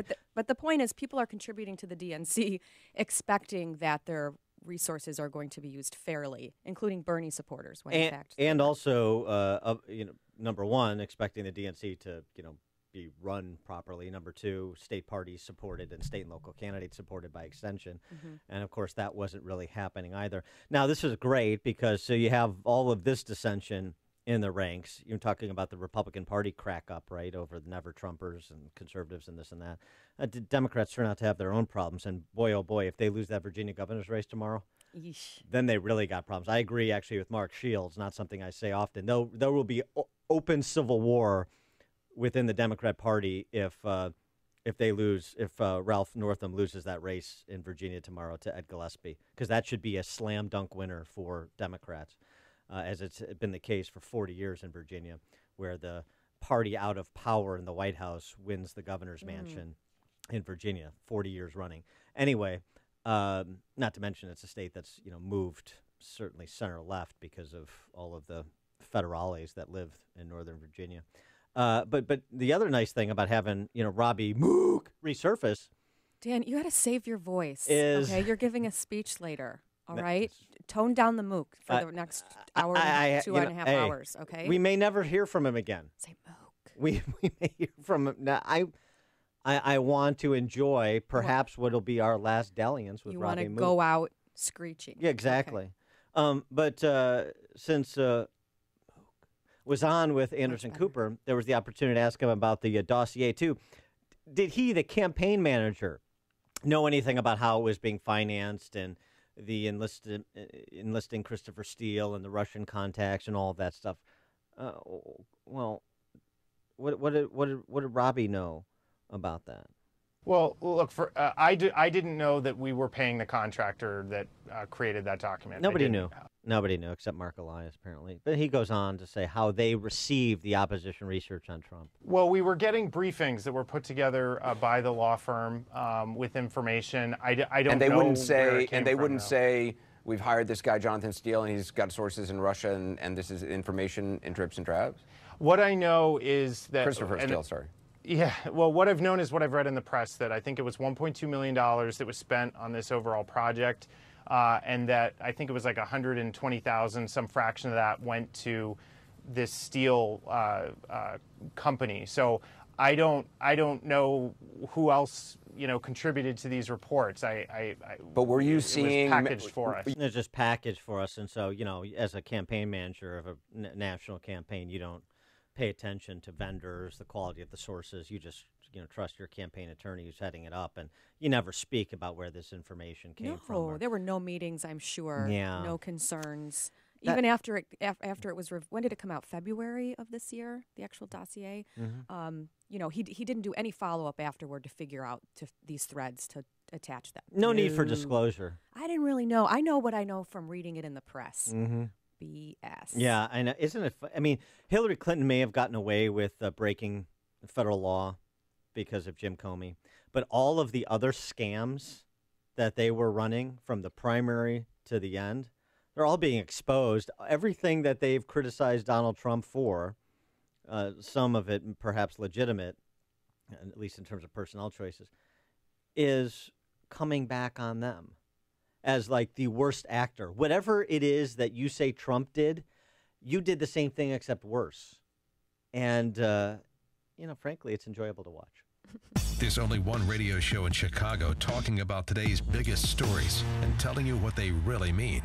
That show is this one, Chicago's Morning Answer on AM 560, The Answer.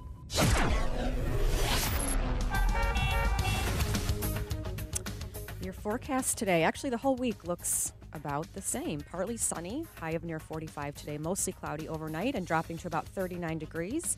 Tomorrow, cloudy with a high near 45 again, and a low dropping to 34 degrees. And let's get a check of the roads. Is it with Jim today? Jim Talamonte? It is, Kristen. Good morning. Good morning, Dan. Kennedy outbound. It's very heavy division to Addison, where a crash just cleared. It was blocking a couple of lanes.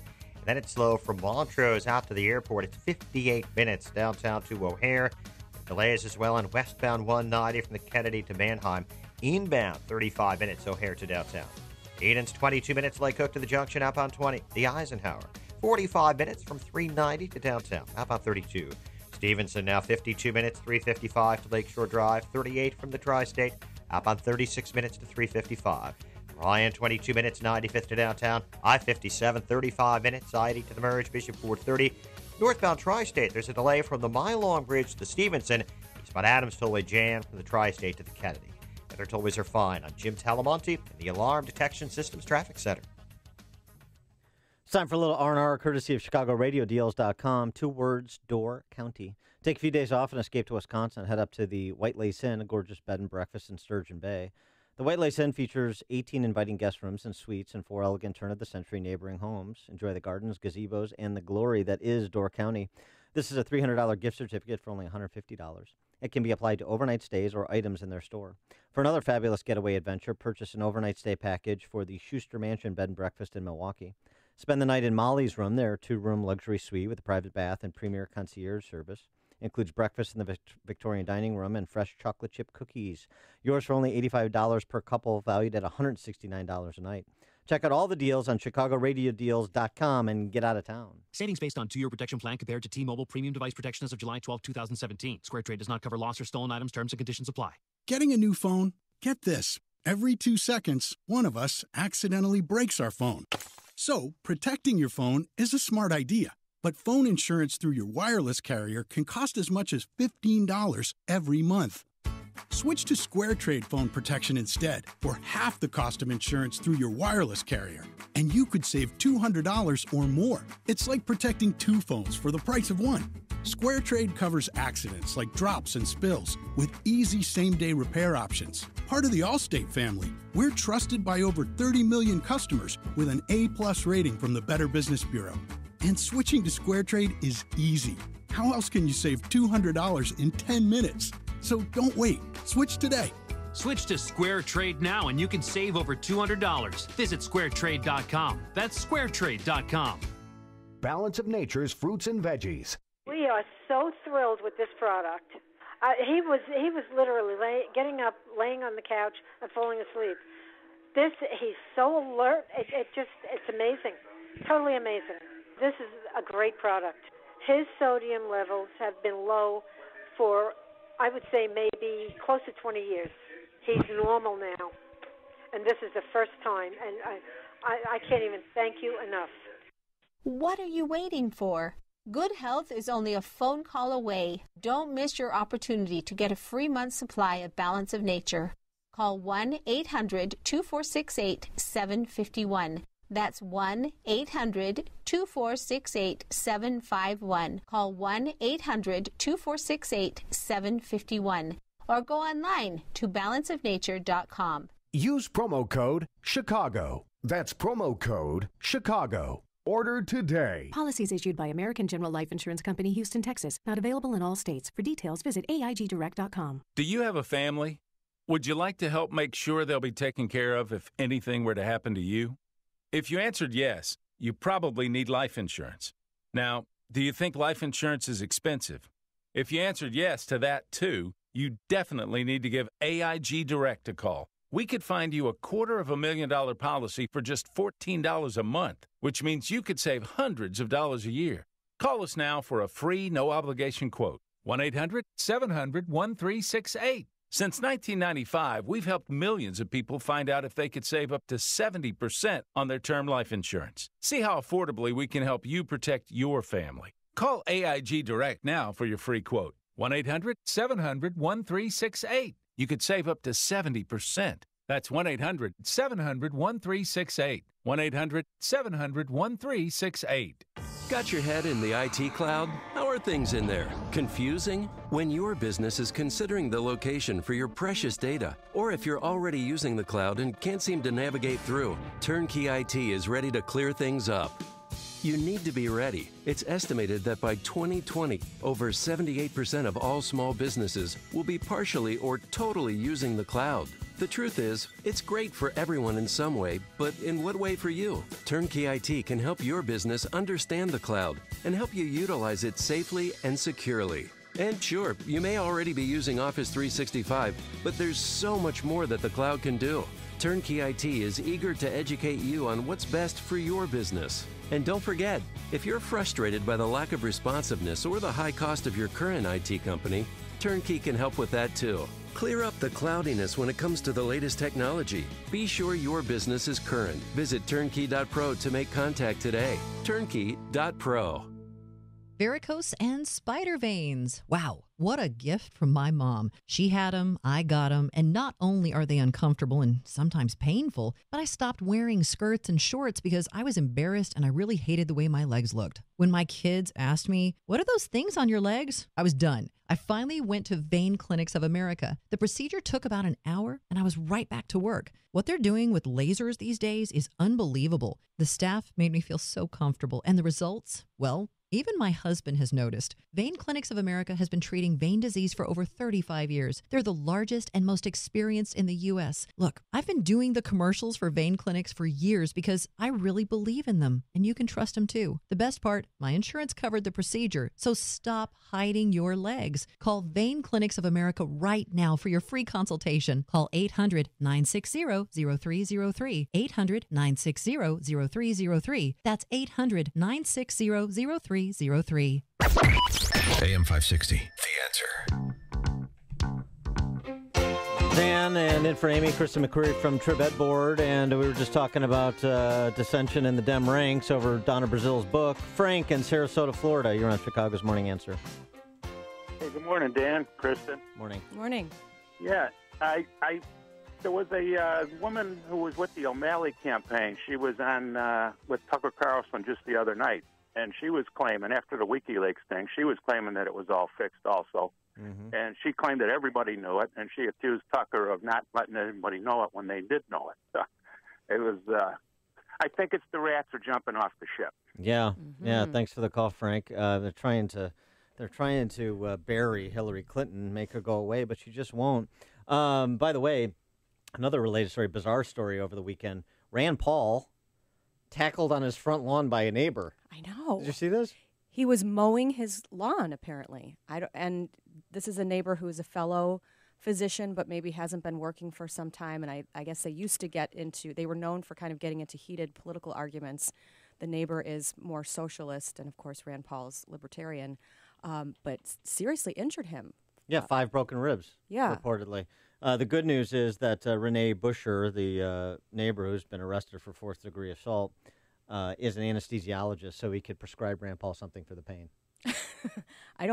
He's not practicing anymore, and I don't know what the story is there. But, I mean, they're saying Rand Paul could be out for several months, that these types of injuries, broken ribs, you can't necessarily repair, and he might have bruised lungs as well. Oof. And they think he may have been struck with an object, not just, a fist fight. But oh, man. Well, we're going to have to wheel him in for that tax vote. Well, that's what I'm wondering. And for more on that topic, we're going to be joined by Jimmy Pethokoukis, CNBC contributor and columnist for the American Enterprise Institute. At 6:36, are Republicans changing it for the worse already? He'll answer that question and more, but now we check the headlines with Jim Telemonte. Thanks, Dan and Kristen. Good morning. 33 degrees in Chicago at 6:31 at AM 560 The Answer. I'm Jim Telemonte in for Mike Scott this morning. And President Trump says the Texas mass shooting shows the need for better mental health treatment, not more gun control. The president told reporters in Tokyo today that the man who killed more than 24 people in a small church near San Antonio was deranged. At least 6 members of one family are among the 26 victims of the shooting in Sutherland Springs. Police say the 26-year-old gunman was found dead in his car after driving to a nearby county. U.S. House Speaker Paul Ryan is calling on the Federal Election Commission to investigate Hillary Clinton's presidential campaign. To have one of the primary participants stacking the deck and running the party, I've never heard of that before. That just takes the cake in my mind. Ryan tells Fox News Sunday it's outrageous. Clinton's 2016 campaign cut a deal with the Democratic National Committee that effectively eliminated any primary challenger. Commerce Secretary Wilbur Ross is denying reports that he didn't tell the Senate about business interests with Russian leader Vladimir Putin's immediate family. NBC News reported a leak of financial documents showing Ross had business links to a firm with close ties to Putin.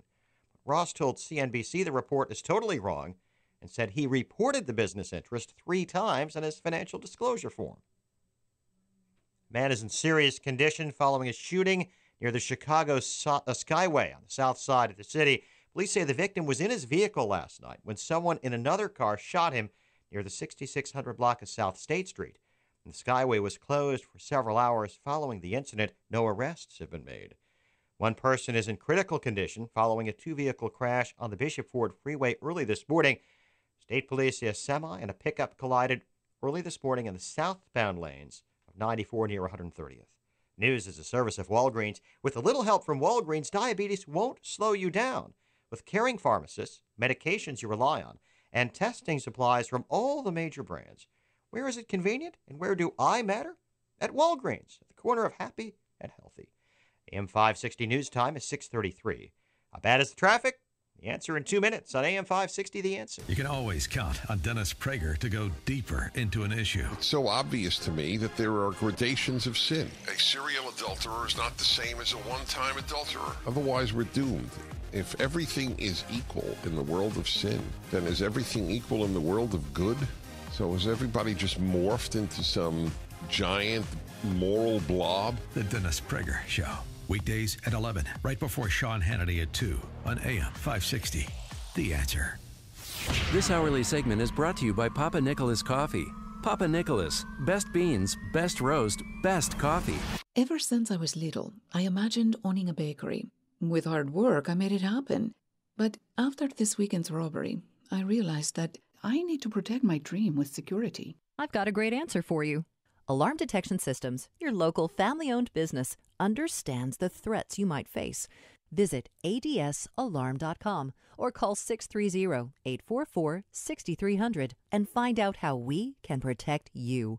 License number 127000143. I manage a construction site, and the other morning we had to send half of the crew home because of missing equipment.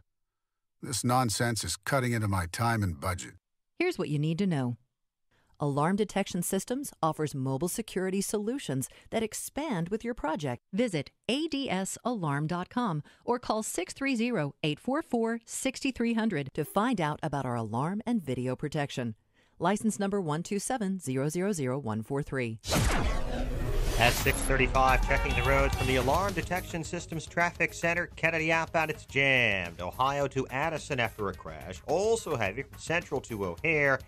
It is an hour and 11 minutes from downtown to the airport, 45 minutes to get to Montrose. Inbound, 44 minutes O'Hare to downtown. Eden's 25 minutes Lake Cook Junction, outbound 20. The Eisenhower, 51 minutes from 390 to the Circle, outbound 39. Stevenson, 57 minutes, 355 to the Drive, outbound 42 minutes. Ryan is 23 minutes, 95th to downtown. Northbound Tri-State delays, 111th to LaGrange Road. From the Stevenson to the Hinsdale Oasis, and from the Reagan Tollway to North Avenue, Spot Adams Tollway jammed. From the Tri-State to the Kennedy, the Reagan Tollway slow Midwest to the Tri-State.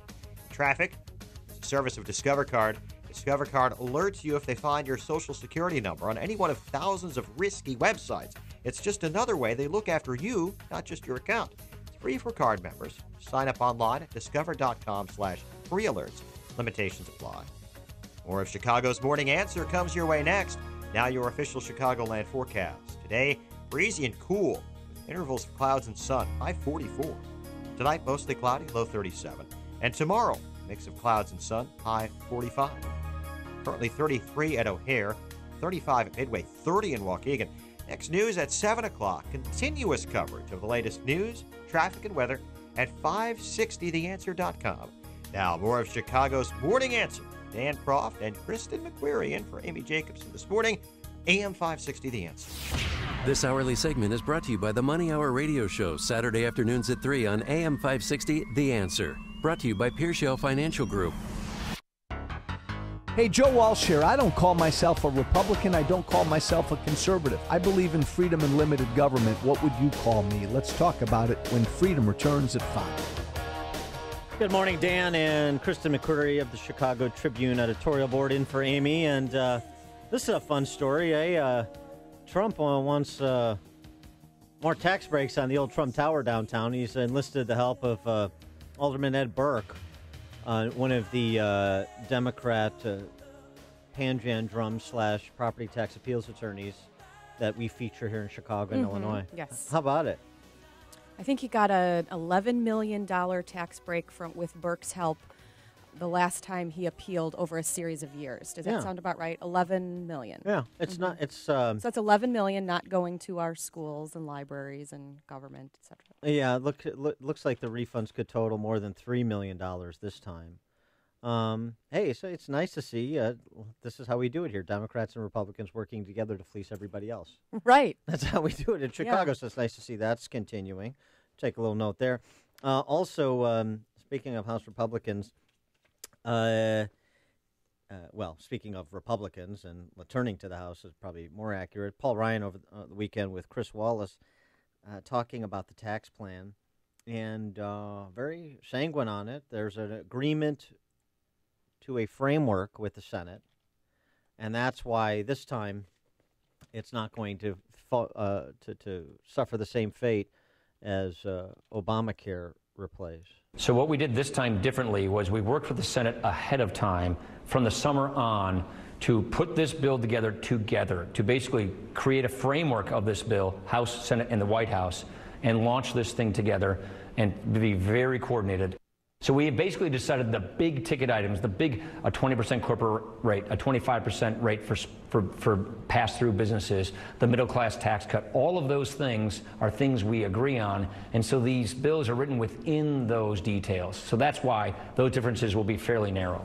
Who's this week? Imosabi, Senator Ron Johnson from Wisconsin, not happy with the rate set for pass-through businesses, which would be 25%. I mean, down from 39.6 necessarily, admittedly. But one issue that I know has to be fixed is the whole issue with pass-through, said Ron Johnson, who called the House language on small business taxation completely unacceptable.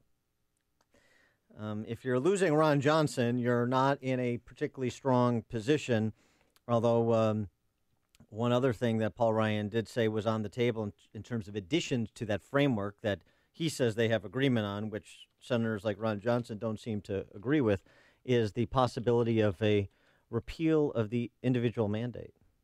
Yeah, we have an active conversation with our members on a whole host of ideas on things to add to this bill, and that's one of the things that's being discussed. You say it's being discussed. So there is a possibility the House could pass as part of tax reform, doing away with the individual mandate. We're listening to our members about what we can do to add to this bill to make it even better. So that's among the ideas that a lot of members are suggesting that we could add to this bill to make it even better. Mm-hmm. And responding to the charge from the usual suspects, Senate Minority Leader Pagliacci and Pelosi and the whole gang, that this is hits the middle class. It's not relief for the middle class. Paul Ryan had this to say. Yeah, so here's what we're doing. So you see this postcard? This is literally the kind of tax form that 9 out of 10 taxpayers would be able to use. Right now, about 70% don't itemize. By doubling the standard deduction, we're making it so that people don't have to itemize their deductions. So instead of having the first $12,000 that you don't pay tax on, it'll be the first $24,000 for a couple you don't pay your tax on, and we're lowering people's tax rates. The difference here is we're basically saying instead of using a tax deduction to lower your tax rate, lower your tax liability, we're just going to make it easier for you to don't pay taxes in the first place. But this is a clear middle-class tax cut, no two ways about it, even for people in those high-tax states. Are there two ways about it? For an answer to that question, we'll enlist our friend Jim Pethokoukis, CNBC contributor and columnist for the American Enterprise Institute. Jim, thanks for joining us. Appreciate it. Hey, what's happening? So is Paul Ryan right that no two ways about it, this plan provides middle-income families with tax relief? Well, I mean, some will. Some people who are going to describe themselves as middle class are probably going to have a tax increase. But listen, we can try to parse this bill, but the reality is that this bill, as it is, not going anywhere because they can't pay for it. Ryan can say we've agreed on these big ticket items. Well, that doesn't say anything. It's like saying we agree on tax cuts. Yeah, got it. We agree on tax cuts. but they can't pay for it. And to pay for it, they're going to have to make substantial changes in this bill. And I'm sure that it may pass the House, something like this, but it's going to have to undergo deep revisions in the Senate. So to say that we sort of agree on it isn't really saying anything. Well, one of the things that came out over the weekend after they announced this plan on Thursday was watering it down on Friday. A revised version of the bill would impose the chain CPI adjustment for tax brackets immediately instead of phasing that in 2023. And that just, frankly, means more income would be taxed at higher rates over time. The change CPI provides less indexing than does the CPIW or the standard CPI without getting too technical, right? Well, here's the thing, is that even if you assume this bill provides growth, it still is going to lose maybe $1 trillion over 10 years.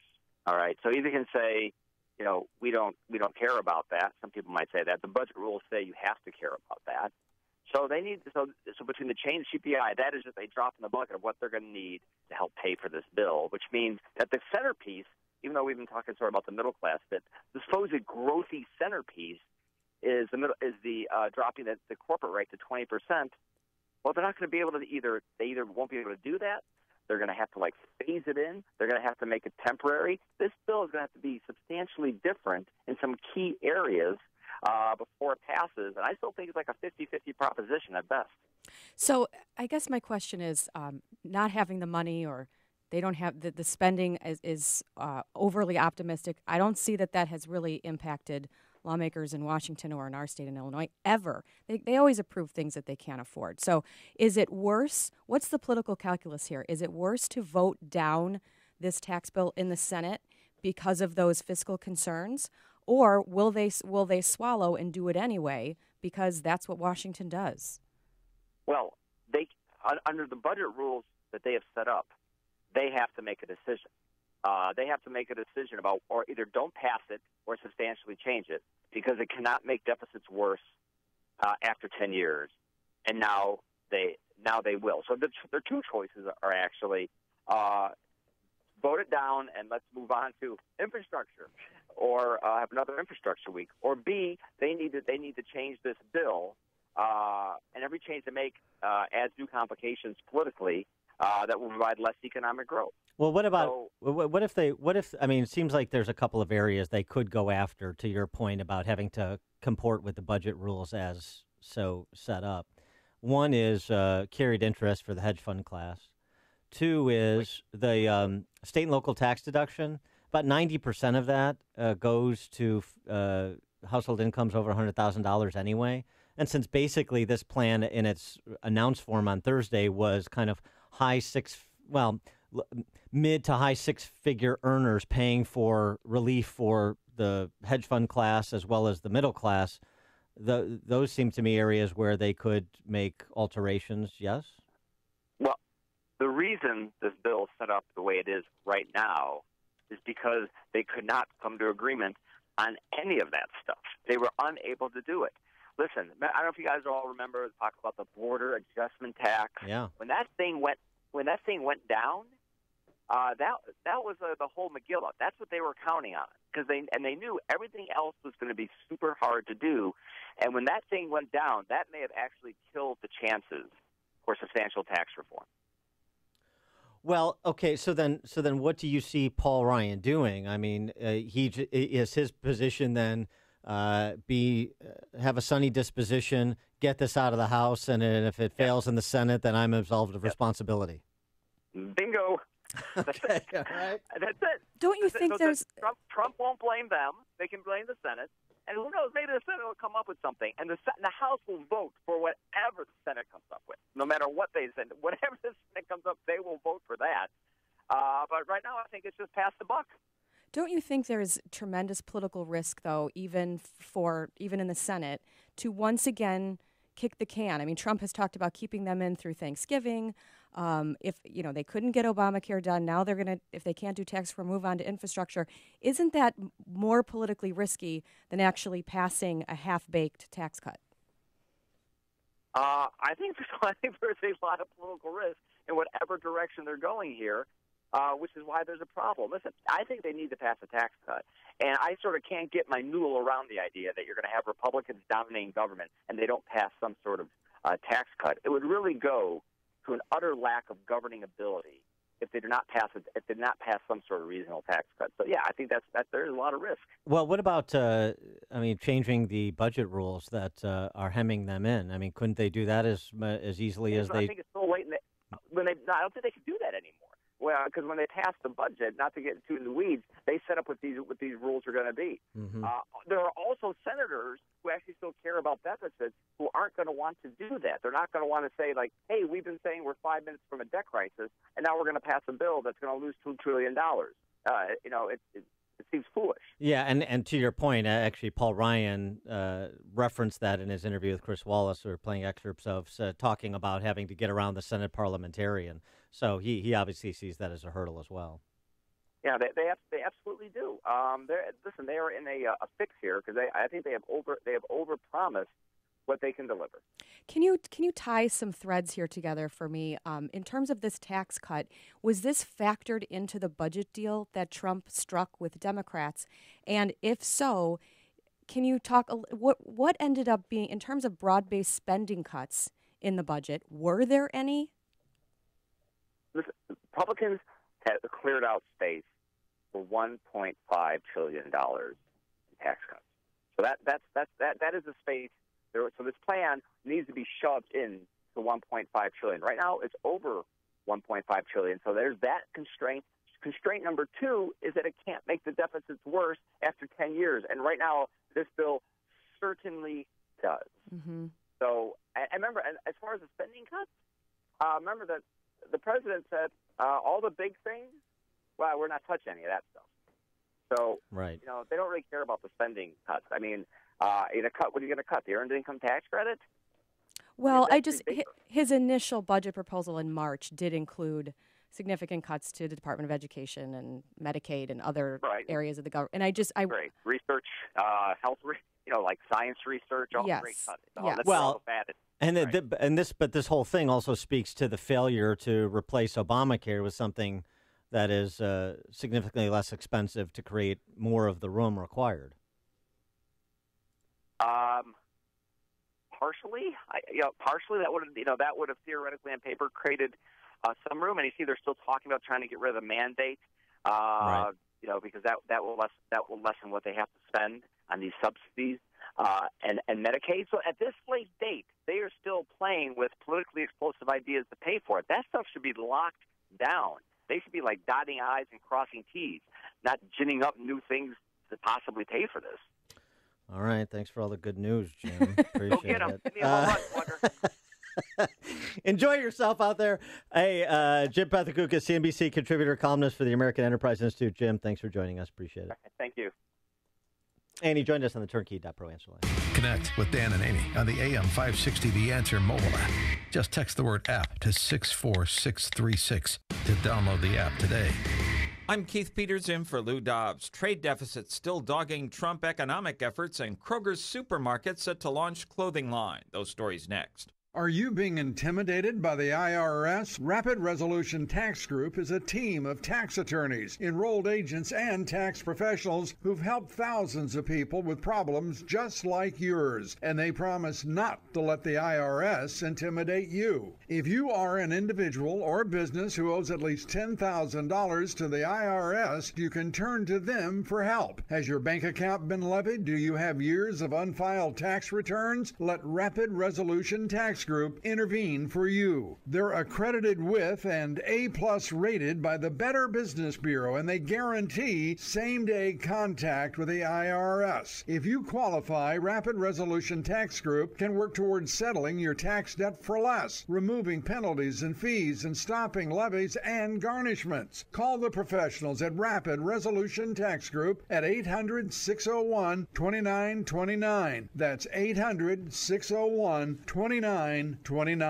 President Trump departed Friday for his current Asian tour. At the same time, the Commerce Department was announcing the U.S. trade deficit rose to $43.5 billion. The president views the huge trade deficits as a major impediment to curing the American economy, and he's vowed to bring them down. 35 state attorneys general are supporting South Dakota's legal effort to collect sales taxes from out-of-state internet retailers. Soon, while you're at the grocery store, you'll be able to pick up a gallon of milk, a carton of eggs, and a party dress. Kroger's Supermarkets is launching its own fashion line starting next fall. The casual clothing for children and adults will be available at 300 Kroger Marketplace stores nationwide. Please join us for Lou Dobbs tonight at 7 and 11 Eastern on the Fox Business Network. I'm Keith Peters for the Lou Dobbs Financial Report. Are you facing foreclosure, been foreclosed upon, in a bad modification, or just stuck in a bad mortgage? Well, we may be able to help you. My name is Lou Bridges. I'm an attorney with the law firm of Lou Bridges and Associates. We've been helping distressed homeowners like you for over 8 years now. We defend foreclosure actions. We bring claims against the banks and the servicers for wrongful foreclosure and other violations of mortgage servicing regulations. And we help people negotiate modifications of their existing mortgages, often including principal reductions. Give us a call. We provide free consultations. I guarantee you it will not be a sales pitch. We will give you our honest analysis, counsel, and advice regarding your options. Hi, this is Rayanne from Lou Bridges and Associates. I am one of the loan modification processors here, and if you are in need of any additional information in regard to a loan modification, please contact the office. Go to bridgeslaw.net or call 224-513-1231. That's 224-513-1231. Remember, people, never give up the land. Fight for truth and justice. You do that, and I guarantee you'll never be alone. Did you know 40% of all cancer could be prevented? That's a fact. Along with maintaining appropriate body weight and regular exercise, the American Institute for Cancer Research and the USDA confirm that eating 9 to 11 servings of fruits and vegetables every day is the key. Now ask yourself, am I at risk? How many servings of fruits and vegetables did I eat today? Balance of Nature has solved this problem and provides an easy and affordable way to consume over 10 servings of 31 different whole fruits and vegetables every day. Call now to find out how to get your free month's supply of Balance of Nature. Call 800-2468-751. That's 800-2468-751. Call now, 800-2468-751. Or go online to balanceofnature.com. Use promo code CHICAGO. Savings based on 2-year protection plan compared to T-Mobile Premium Device Protection as of July 12, 2017. Square Trade does not cover lost or stolen items. Terms and conditions apply. Getting a new phone? Get this. Every 2 seconds, one of us accidentally breaks our phone. So, protecting your phone is a smart idea. But phone insurance through your wireless carrier can cost as much as $15 every month. Switch to Square Trade phone protection instead, for half the cost of insurance through your wireless carrier. And you could save $200 or more. It's like protecting 2 phones for the price of 1. Square Trade covers accidents like drops and spills with easy same-day repair options. Part of the Allstate family, we're trusted by over 30 million customers with an A+ rating from the Better Business Bureau. And switching to Square Trade is easy. How else can you save $200 in 10 minutes? So don't wait. Switch today. Switch to Square Trade now and you can save over $200. Visit squaretrade.com. That's squaretrade.com. This is a special notice to all U.S. taxpayers. If you owe the IRS or state back taxes and cannot afford to pay them back, there's good news. Due to the financial hardship many are facing in today's economy, the IRS has made it easier to settle delinquent tax problems through a federal program called the Fresh Start Initiative. Qualifying for this program will resolve your tax problem, end all collections, and possibly reduce your back taxes by up to 90%. If you are facing wage garnishments, liens, bank levies, audits, or payroll taxes, it's not too late. Your circumstances may qualify you for this special program, protecting your savings and your assets. If you owe the IRS or state back taxes and cannot afford to pay them back, there's no need to worry anymore. Call the hotline at Victory Tax Solutions to see if you qualify and potentially save thousands. For this free information, call 800-585-9580. 800-585-9580. That's 800-585-9580. Despite President Trump's repeated requests, Senate Republicans failed again to repeal Obamacare. If you're tired of calling a bureaucrat at an 800 number to help you navigate Obamacare, then you need a local expert on your side. That's right, your own health insurance mentor. C. Stephen Tucker, C.S. Tucker. from healthinsurancementors.com is someone I know and trust. He's a 20-year licensed broker who's been educating AM 560 listeners on the Affordable Care Act for the past 6 years. Thanks, Dan. ACA open enrollment is now only 45 days long. From November 1st to December 15th, you cannot be denied coverage based on a pre-existing condition. And depending on your income, you may find a more affordable plan. With narrow networks, even fewer choices, and higher deductibles, now more than ever, you need an expert to help you gain access to the best hospitals and specialists available. Call me. I can help. Thanks, Steve. How can our listeners get in touch with you? They can visit healthinsurancementors.com or call me directly at 630-674-1551. That's 630-674-1551. Message and data rates may apply. Sick of hair loss, thinning hair, bald spots? Ever thought about hair restoration? It's a life-changing decision. Thankfully, the first step is incredibly easy and absolutely free because Bosley, America's #1 hair restoration expert, is giving away an absolutely free information kit that reveals just how easy and affordable their permanent solution to hair loss really is. Get yours by texting WOW to 85850. You'll see for free just how great your hair could look. Plus, we'll also give you a free gift card when you text WOW to 85850. Join the men and women all over the country who have come to Bosley, the world's most experienced hair restoration expert, for their permanent solution to hair loss. If you've ever thought about getting your hair back, don't miss this incredible offer. We're giving away an invaluable information kit absolutely free, plus a gift card for $250 off to everyone who texts WOW to 85850. That's WOW to 85850. AM 560, The Answer. Dan and Krista McQuarrie in for Amy. And, the Saints characterized a disabled Navy veteran who didn't want to be honored by the Saints because they were taking the knee during the anthem. They called it his rejection of their honor sad and divisive discourse. Well, they're going to have to add Vin Scully to the list, the great Vin Scully commenting, I have only one personal thought, really, and I'm so disappointed. And I used to love during the fall and winter to watch the NFL on Sunday. And it's not that I'm some great patriot. I was in the Navy for a year, didn't go anywhere, didn't do anything. But I have overwhelming respect and admiration for anyone who puts on a uniform and goes to war. So the only thing I can do in my little way is not to preach. I will never watch another NFL game. Well, he's about to turn 90, so he got his fill. But Vin Scully, the great Vin Scully, his most favorite home run call, forget it. Oh, and that's what I'm unaware. That's what he's saying to the NFL, isn't he? Good for Vin Scully, and good for that disabled vet in New Orleans. Coming up at 7:07, the latest on that massacre in Texas. We'll have that after we check the headlines with Jim Telemonte. Thanks, Dan and Kristen. On the south side, a teen is charged with shooting at police. WIND Chicago News Time, 7 o'clock. He left no note, no indication why he did it. I'm Dave Anthony, Fox News.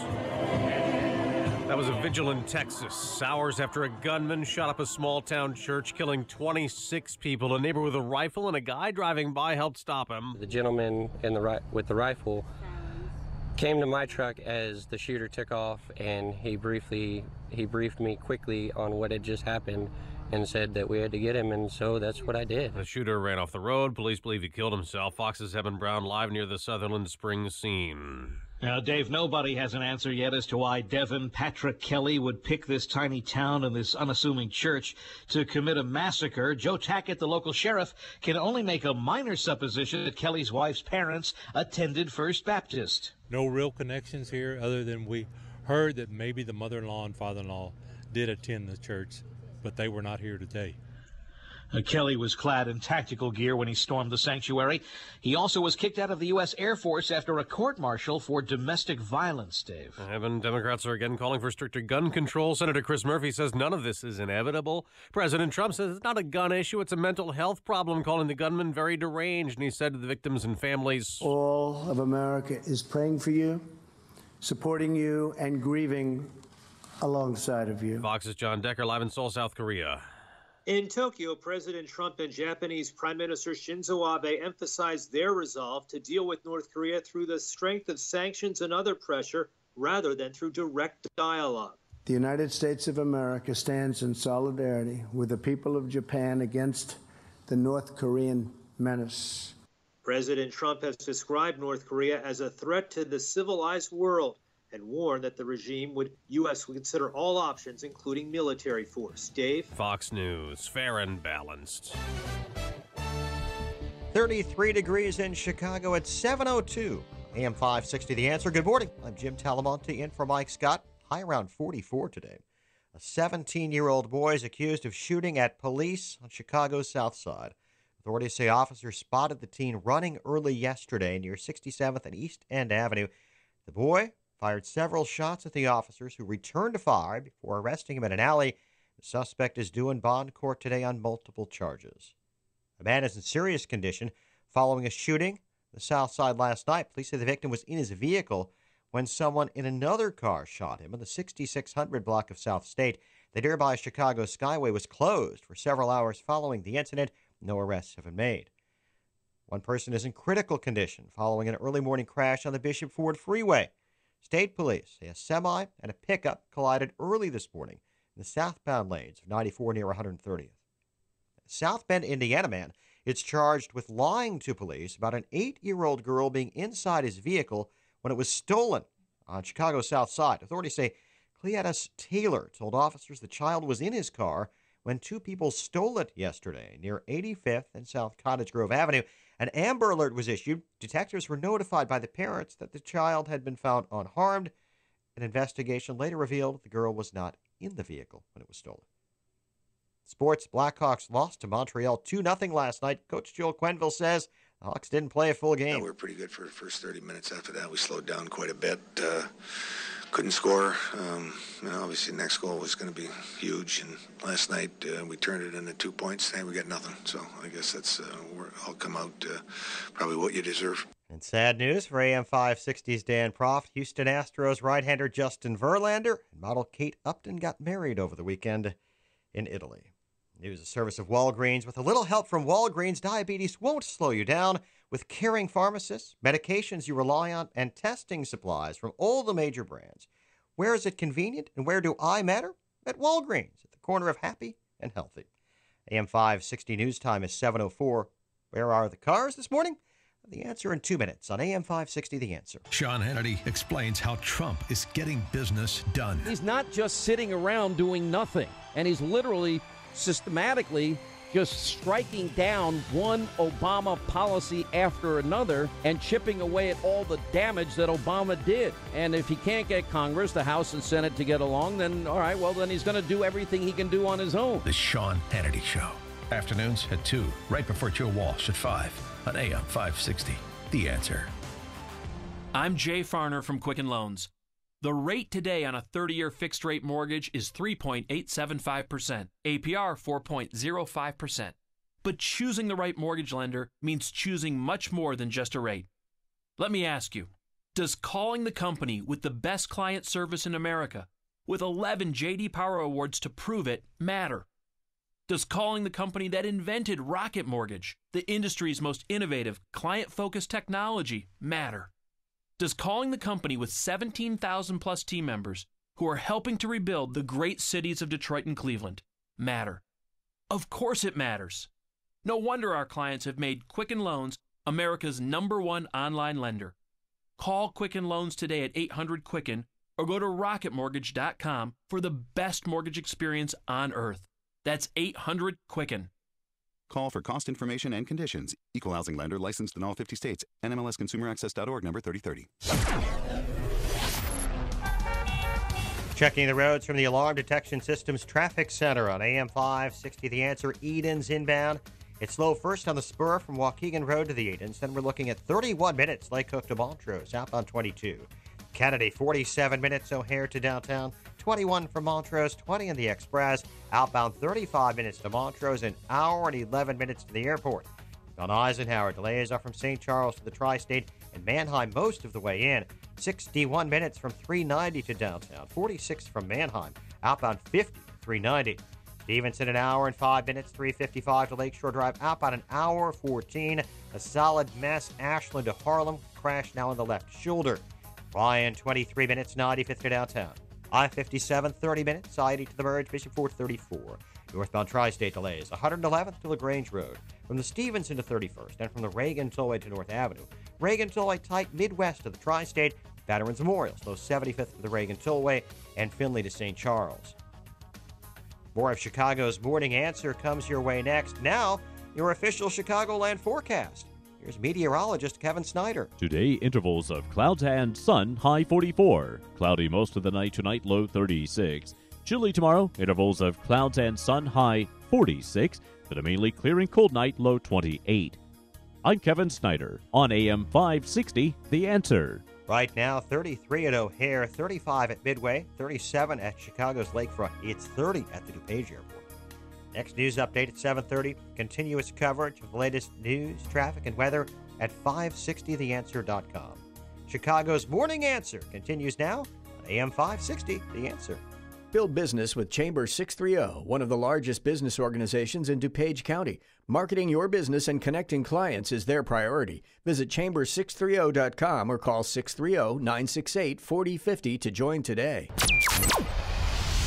This is Chicago's Morning Answer with Dan Proft and Amy Jacobson on AM 560. The Answer.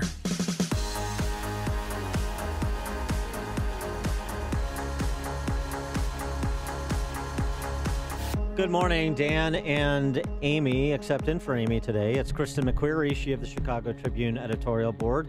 And look, I've had to say this many times, and I will continue to say it because it's what I believe. There's evil in this world, and it extends from Charleston, South Carolina, and that horrific mass murder in a church in Charleston, South Carolina by someone who was a racist and filled with evil, filled with hate, to Sutherland Springs, Texas, and everywhere in between and everywhere outside. And that's not much solace to people in the here and now. But it's the reality as we try and search for why, if there is going to be a sufficient answer to why. What happened yesterday happened. That is this court-martialed, dishonorably discharged U.S. Air Force enlistee opening fire in First Baptist Church in Sutherland Springs, killing 26 people, including the pastor's 14-year-old daughter. And a 5-year-old boy was shot 4 times. I believe he's in critical condition. 20 others are injured in addition to the 26 killed. And I think the church holds like 50 people. I think 50 people, so virtually no one escaped. But thankfully, you did have neighbors respond and fire at the shooter. And one eyewitness described it as such. Another neighbor that lived a little further down returned fire toward him, and that's when they believe they hit him, and then he got back into his vehicle and left the scene, and some of those neighbors ended up following him until he reportedly crashed a little further down the way. So one or more of those neighbors perhaps disrupted the massacre, caused him to flee. Maybe they shot him, maybe they didn't. There's conflicting reports of whether the gunshot that killed the shooter was self-inflicted or came from one of these neighbors or came from police responding. All of the things that we say here, this is the initial reporting within 24 hours. And as we know from, unfortunately, an experience with covering these kinds of stories, sometimes the initial reports aren't always accurate. So we couch it in that way. But we're trying to find out how somebody who was convicted of domestic assault of his wife and his child was imprisoned for a year by the Air Force could get his hands on the weapons that he got his hands on because, of course, he wasn't legally able to own a weapon. Right. The paperwork that he would have filled out, the background check should have caught that he was, he purchased it, we're hearing, in April of 2016 from a sports and outdoor store in San Antonio. And he bought it 2 years after he had been court-martialed, imprisoned, most likely charged with multiple felonies for that domestic violence incident or more than one. And this is the rifle that was also featured on his Facebook page. Right. He called it a bad word. Yeah. Right. So other reports are emerging that on Facebook he was very open about being an atheist and he mocked religion and religious people. There's some question as to whether or not some of his wife's family members or his own family members were in the church at the time She was reportedly at one point a Bible teacher there. So he did have connections to this church, but apparently was, and at one point I read that he was a Bible instructor. So again, this is just trickling out, but at some point became a full-fledged atheist. So that could be the connection to the church that's about 35 miles outside of San Antonio, and he lived about, the report I saw, about 30 miles away from that church. So why would he pick that church and do what he did? Maybe connection to in-laws, to family from which he was ostensibly estranged after the domestic violence convictions. One can only assume. It's the one report says he was not living with his wife. He was living in his parents' $1 million home. That's what the New York Times is reporting. And so the question of how he passed that background check to purchase that rifle 2 years after spending a year in prison, that's a really good question. Mm-hmm. And dishonorably discharged, and that sporting goods store, it's not one that I recognize as being a chain around here, but they're going to be in some serious hot water, I would imagine, unless he had all kinds of fake documents. We don't know. Can I ask a question? Do people find expressions on social media or in conversations about this saying, our thoughts and prayers go out to the victims and their families? Do you find that offensive? Do you think it's insufficient? Because Elizabeth Warren does. And so does Will Wheaton, and I treat them with the same amount of seriousness as policymakers, Will Wheaton and Elizabeth Warren. So not much. Right. Paul Ryan tweeted out, reports out of Texas are devastating. The people of Sutherland Springs need our prayers right now. Will Wheaton, who you may remember from Stand By Me, and then which character? I don't remember his name. Okay, I'll look it up. And then there was a fallow period of about, 3 decades. And then he came back on Big Bang Theory. The murdered victims were in church. If your prayers did anything, they'd still be alive, you worthless sack of... That's Will Wheaton responding to House Speaker Paul Ryan. He was Gordy LaChance. Yeah, of course. He was the star character. Yeah. I couldn't remember his name, but I got. Well, I'm here to help. Yeah, I mean, you're a contemporary of mine, so you should have known that he was in Stand By Me. I know, and I didn't even recognize him as an adult, but of course, now the connection is clear. You also should have known that Senator Warren, before she was a senator, was the off-air symbol on television. That was how she got her start. Remember that growing up? Those UHF stations that when they were right, yeah. It wasn't just static.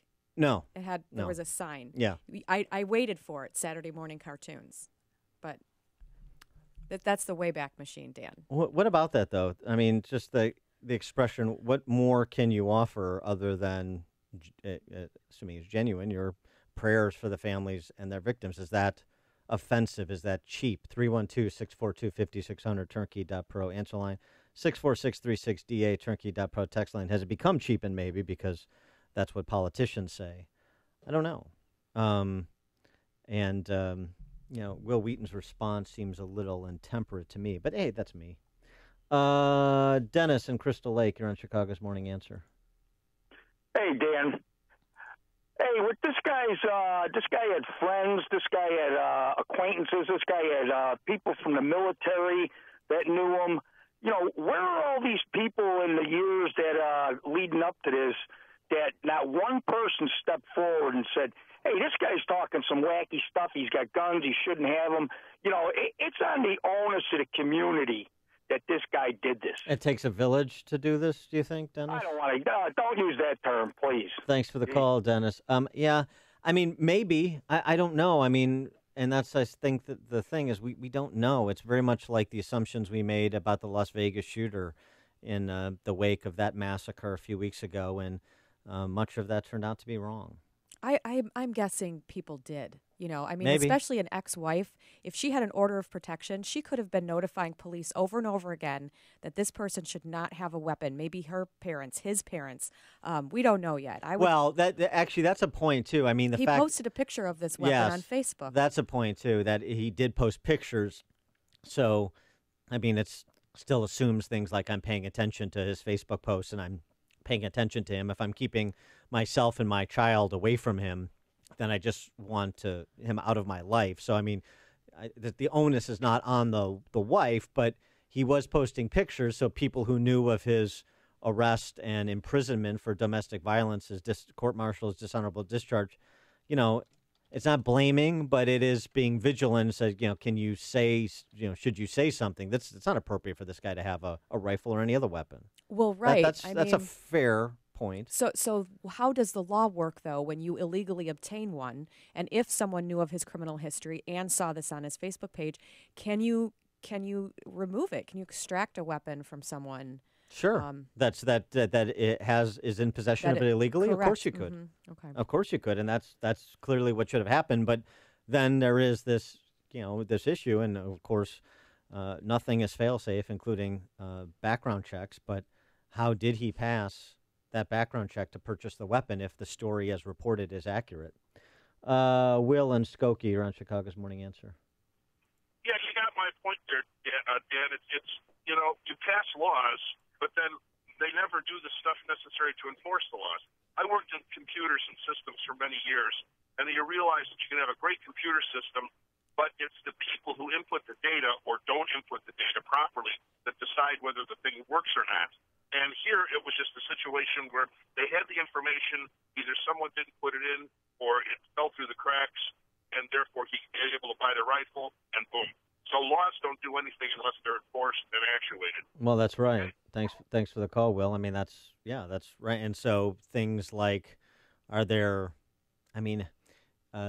respect to crimes that are adjudicated in military court, do they make their way over to the civilian system so that there is this data that is synced when you do a background check on somebody who was an enlisted man or woman? Right. I don't know, but you often hear of all of these different law enforcement agencies working in silos, and maybe that's something that this will change. I don't know. There's more information coming out about the people who attacked him, somebody who had his own rifle and rushed to confront him after being told the attack was underway by his daughter, who was in the church.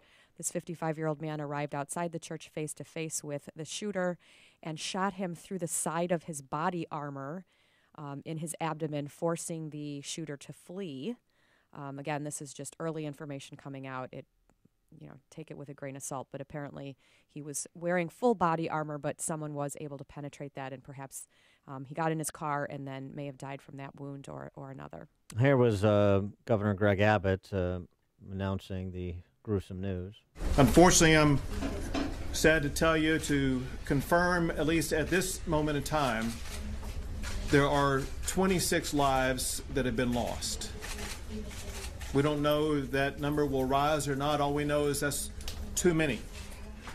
And this will be a long, suffering mourning for those in pain. James in Westmont, you're on Chicago's Morning Answer. Morning, you two. I just, first of all, of course, thoughts and prayers to these victims and their families. Second of all, I always find it funny when a shooting like this happens, the Dems are first to politicize it.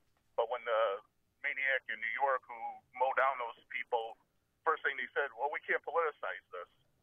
So I was wondering, what's the difference?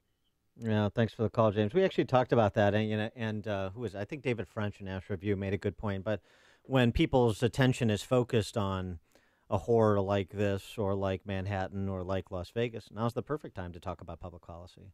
I kind of agree with that. I don't mind having the discussion about what should be done, what could be done, and what can't be done, what's not realistic. I think the sad thing is that the Democrats are one-note sallies with something that we know doesn't work but does inflame passions, and that's ban guns, ban guns, ban guns. Clay in Chicago. Hey, good morning. Morning. One of the previous callers mentioned the fact that this guy must have had a lot of friends and a lot of people that knew this guy was going off the rails. And I wanted to point out that the ability to have someone committed used to be, 4 or 5 people report this guy, the state can come in and make a decision and put this guy in a mental hospital to get treatment. And now those rules are gone. It's so hard to get someone committed now. It's almost like self-help clinic where you walk in under your own volition, which is never going to happen with a crazy person. So right. I think those rule changes probably really open up a lot of these people that are doing these horrible things. We don't even Thanks have for the call, Clay. much mental health institutions anymore, nor community care. Well, that's right. And also, too, very much like we talked about the Las Vegas shooter, this is psychopathic behavior, obviously. But we shouldn't assume that there were obvious exhibitions of mental illness. Right. Certainly we're not with the Las Vegas shooter, right? We don't know. We don't know. Not yet. Joey in Tinley Park. Hey, nothing like having consistent prison sentences. You know, this guy is against Bergdahl. Oh, yeah, well, right. Thanks for the call, Joey. Yeah, Bergdahl. Yeah, the Bergdahl 6 that will not return home because he deserted so that we could release the Taliban 5. I mean, the whole Bergdahl thing is just another sick incident of a separate nature. But John in Bloomington. Yes, hello. Hey, I was wondering, do they even do background checks in Texas? I know Illinois law is one thing, but what about Texas law? I will look that up. I was wondering the same thing because it is state by state. So let me do a little research. Stay tuned. Thanks for the call, John. Yeah, I believe background checks are done in all 50 states. Maybe some more vigilant than others. Perhaps, but I mean, this is the whole national InstaCheck system and so forth. I mean, it's one thing you don't need a FOID card. That's a separate and distinct thing from a background check. And also there's federal laws that govern federally licensed firearm dealers. So you have got to, I'm... Well, there are loopholes, though, right, with gun shows, and maybe he didn't go to a federally licensed... loophole. Gun show loophole is okay, a fallacy. Maybe he didn't go to a federally licensed seller. That's all I'm suggesting. Maybe.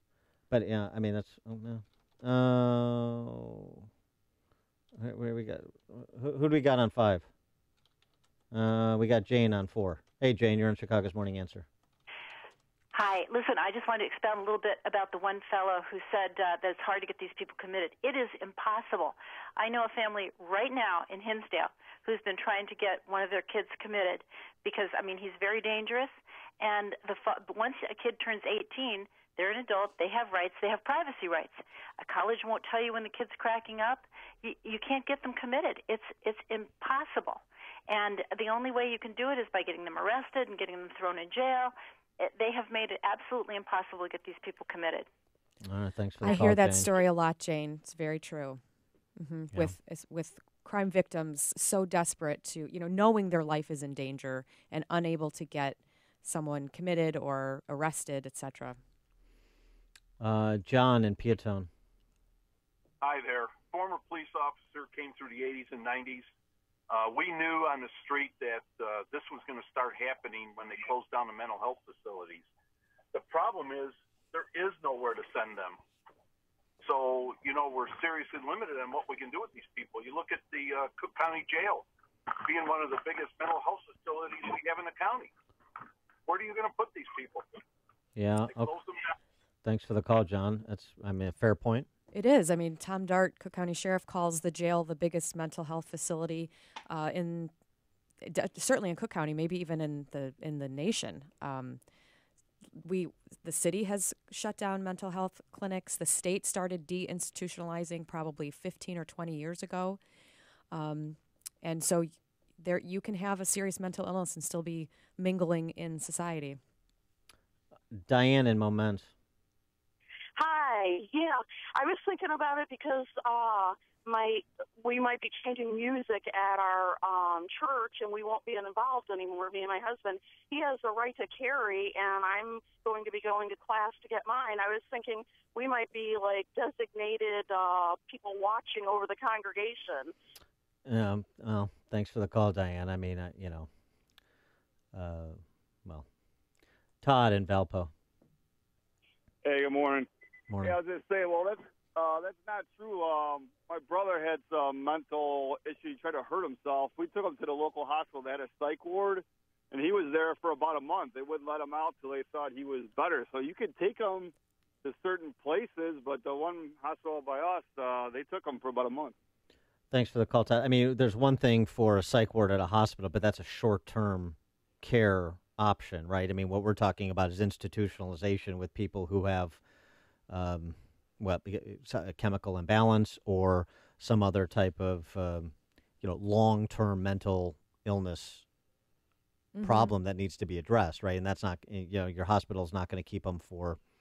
It's one thing if somebody tries to commit suicide or something like this, and they're in the psych ward, and then they're out, and they get treatment and so forth. It's another thing when you have somebody that's got a more fundamental case of mental illness of some sort. And I think that's what some of the other folks were getting at. So Texas you do have to pass a federal background check when buying a firearm.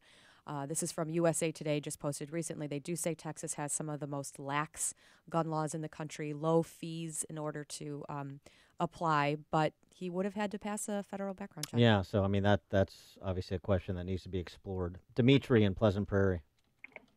Hey, good morning. God bless all the victims and the families. My question is, why does Hollywood always get a free pass? They glorify stuff like this every day. They profit from it. And the only position that the media takes is gun laws. What about the over-glorification of all this? Thanks for the call, Dimitri. Mark in Joliet. Hey, good morning, Dan and Kristen. Actually, that federal background check applies to all 50 states. Right. And I don't know how anybody can say that those are some of the most lax gun laws when they apply to everybody. And I joke that the FBI agents that have to take those calls must be on the outs with their bosses because they have to sit there and take those calls. Well, thanks for the call, Mark. Yeah, but I mean, so the question becomes, okay, fine, there was the background check as we anticipated, so what happened? What happened? Mm-hmm. That's a legitimate question. You're listening to Chicago's Morning Answer with Dan Proft and Amy Jacobson on AM 560. The Answer. Hey guys, Ken here from the hit podcast Today's Growth. Who would win a 3-mile bicycle race, an 11-year-old girl or last year's winner of the Tour de France? It all depends on the bicycle. It depends on their vehicle. Both on a 10-speed and the pro racer is going to win every time. But put the racer on a tricycle and the 11-year-old wins every time. You see, it's not the driver, it's the vehicle. When it comes to generating revenue, it's exactly the same. If you have a job or a small business, you are riding a tricycle. You can only go so fast. If you need to make up lost ground, it's not going to happen on a tricycle. No matter how fast you pedal, it's simply not going to win the race. Why do many people with no schooling and no advanced degree often become very wealthy? Simple. They choose to only ride 10 speeds. When it comes to helping people create their next revenue model, both Forbes and Inc. recommend Income Store as a can't miss when it comes to putting people on a 10-speed. Could your household or business use an additional revenue model that doesn't solely depend on you? If so, you need to check out IncomeStore.com. That's IncomeStore.com. Signature Bank is Chicago's fastest growing independently owned business bank. It's a bank where relationships still matter. Signature Bank knows your name and your story. I'm Dan Proft, and I know this because Signature Bank is my business bank. I'm Kurt Penn, founder and CEO of Good Foods. In 2007, I was shopping in a natural foods grocery store and had a vision for a company that would produce fresh, all-natural foods with a social conscience. Signature Bank helped turn that vision into what now is Good Foods. Signature Bank President Mick O'Rourke listened to our story and learned about our business. Mick has been with us every step of the way. Signature Bank takes care of the details so we can focus on producing good foods. Signature Bank is deeply invested in our success. Good Foods is very proud to bank with Signature Bank. Signature Bank is looking for their next success story. To learn more about turning your business vision into reality, visit signaturebank.bank. Signature Bank, helping local businesses succeed. Member FDIC, Equal Housing Lender. Are you behind in your mortgage, facing foreclosure, being given the runaround on a loan modification application by some bank or servicer? Well, you're not alone, but I may be able to help you. My name is Lou Bridges. I'm with the law firm of Lou Bridges & Associates. We've put together a team to help distressed homeowners like you. Give us a call. We give everyone who's eligible a free consultation. I guarantee you it will not be a sales pitch. We will give you our honest analysis, counsel, recommendations, and advice regarding your options. We are experts in doing loan modifications successfully. We know the regs. We understand the process. Most importantly, we don't take no for an answer. We fight. We are prepared, and we win. We save houses. We make houses affordable. So if you want to keep your house affordable, contact us. Go to bridgeslaw.net or call 224-513-1231. That's 224-513-1231. Remember, people, never give up the land. Fight for truth and justice. You do that, and I guarantee you'll never be alone. AM 560, The Answer. Dan and Kristen McQuarrie, Chicago Tribune ed board in for Amy J this morning. And coming up at 7:37, we'll talk to Miley Smith, staff attorney, labor expert for the Illinois Policy Institute, with a right-to-work update. That legislation that you wrote about, Kristen McQuarrie, that would attempt to criminalize local officials who pass local right-to-work ordinances. Sure, throw them in jail for using an economic development tool. It's kind that makes sense. It's borrowing from Dick the Butcher. First, throw all the politicians in jail. It's kind of a paraphrasing. We'll talk about it at 7:37. Now we check the headlines with Jim Talamonte, and thanks for the Kate Upton shout-out, Jim. All right, thanks, Dan. Good morning. Morning, Kristen. 32 degrees in Chicago at 7:32 on AM 560. The Answer. I'm Jim Talamonte in for Mike Scott this morning. President Donald Trump says the nation needs to respond to the Texas mass shooting with better mental health services. The president said during a news conference in Tokyo today that the shooter, who killed at least 26 people at a small Baptist church near San Antonio, was a deranged man. Texas Attorney General is weighing in on calls for a national conversation about gun control. Ken Paxton tells MSNBC's Morning Joe there's no doubt some people shouldn't have access to weapons, but there's a fine line. Ken Paxton says yesterday's massacre likely could have been worse if not for two local men who jumped into action. And my guess is this guy chose this community because he didn't think there would be first responders there very quickly. And thank God that we had these two guys that were there with the weapons to move this guy at least out of the church more quickly. Two chased the suspect until he lost control of his vehicle and ran off the roadway. The suspect was found dead in his car of a gunshot wound. Chicago Cardinal Blaise Supich is asking his Twitter followers to pray for an end to all acts of violence. President Trump says the U.S. and Japan are in solidarity against the, quote, North Korean menace. The president is in Tokyo, where he met with Japanese Prime Minister Shinzo Abe. U.S. Senator Rand Paul has 5 broken ribs and lung injuries following an attack at his Kentucky home Friday. Senator Paul was mowing his lawn when he was allegedly assaulted by a neighbor. The suspect is out on bond. A Lake Zurich police officer is out of the hospital after he was injured during a traffic stop. Authorities say a vehicle crashed into a squad car stopped behind a vehicle that had been pulled over yesterday near Route 12 and Wooded Ridge Road. The driver, who police say caused the collision, was cited for failure to reduce speed to avoid crash and failure to yield to an emergency vehicle. In sports, the Canadiens blanked the Hawks last night 2-0. The NFL, the Raiders beat the Dolphins 27-24. And yes, Houston Astros ace Justin Verlander and model Kate Upton are now married. News of service of Napa Auto Parts. This month, Pennzoil Full Synthetic Motor Oil is on sale for $4.99 a quart at any participating Napa Auto Parts store. Quality parts, helpful people. That's Napa know-how. General States prices do not include state and local taxes or recycling fees. Offer expires 12/31/17. AM 560 News Time, 7:34. How bad is traffic? The Answer in 2 minutes on AM 560 The Answer. This hourly segment is brought to you by Papa Nicholas Coffee. Papa Nicholas, great coffee, period. Balance of Nature's fruits and veggies. By the time I reached 1 year period, I had lost 2 inches off my waist, and I lost 17 pounds. I think they're part of the reason that I was able to shake 10 pounds, and I think because the support, nutritional support. My blood pressure significantly is so low now compared to what it was. I think I'm doing great with it. You've got a good product. It's just amazing. What are you waiting for? Good health is only a phone call away. Don't miss your opportunity to get a free month's supply of Balance of Nature. Call 1-800-2468-751. That's 1-800-2468-751. Call 1-800-2468-751. Or go online to balanceofnature.com. Use promo code Chicago. That's promo code Chicago.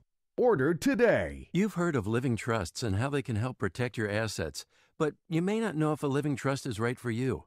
Or maybe you have questions about creating your own living trust. The fact is, almost everyone can benefit from a living trust, which can protect your assets from the court system and your loved ones from unnecessary expense and inconvenience.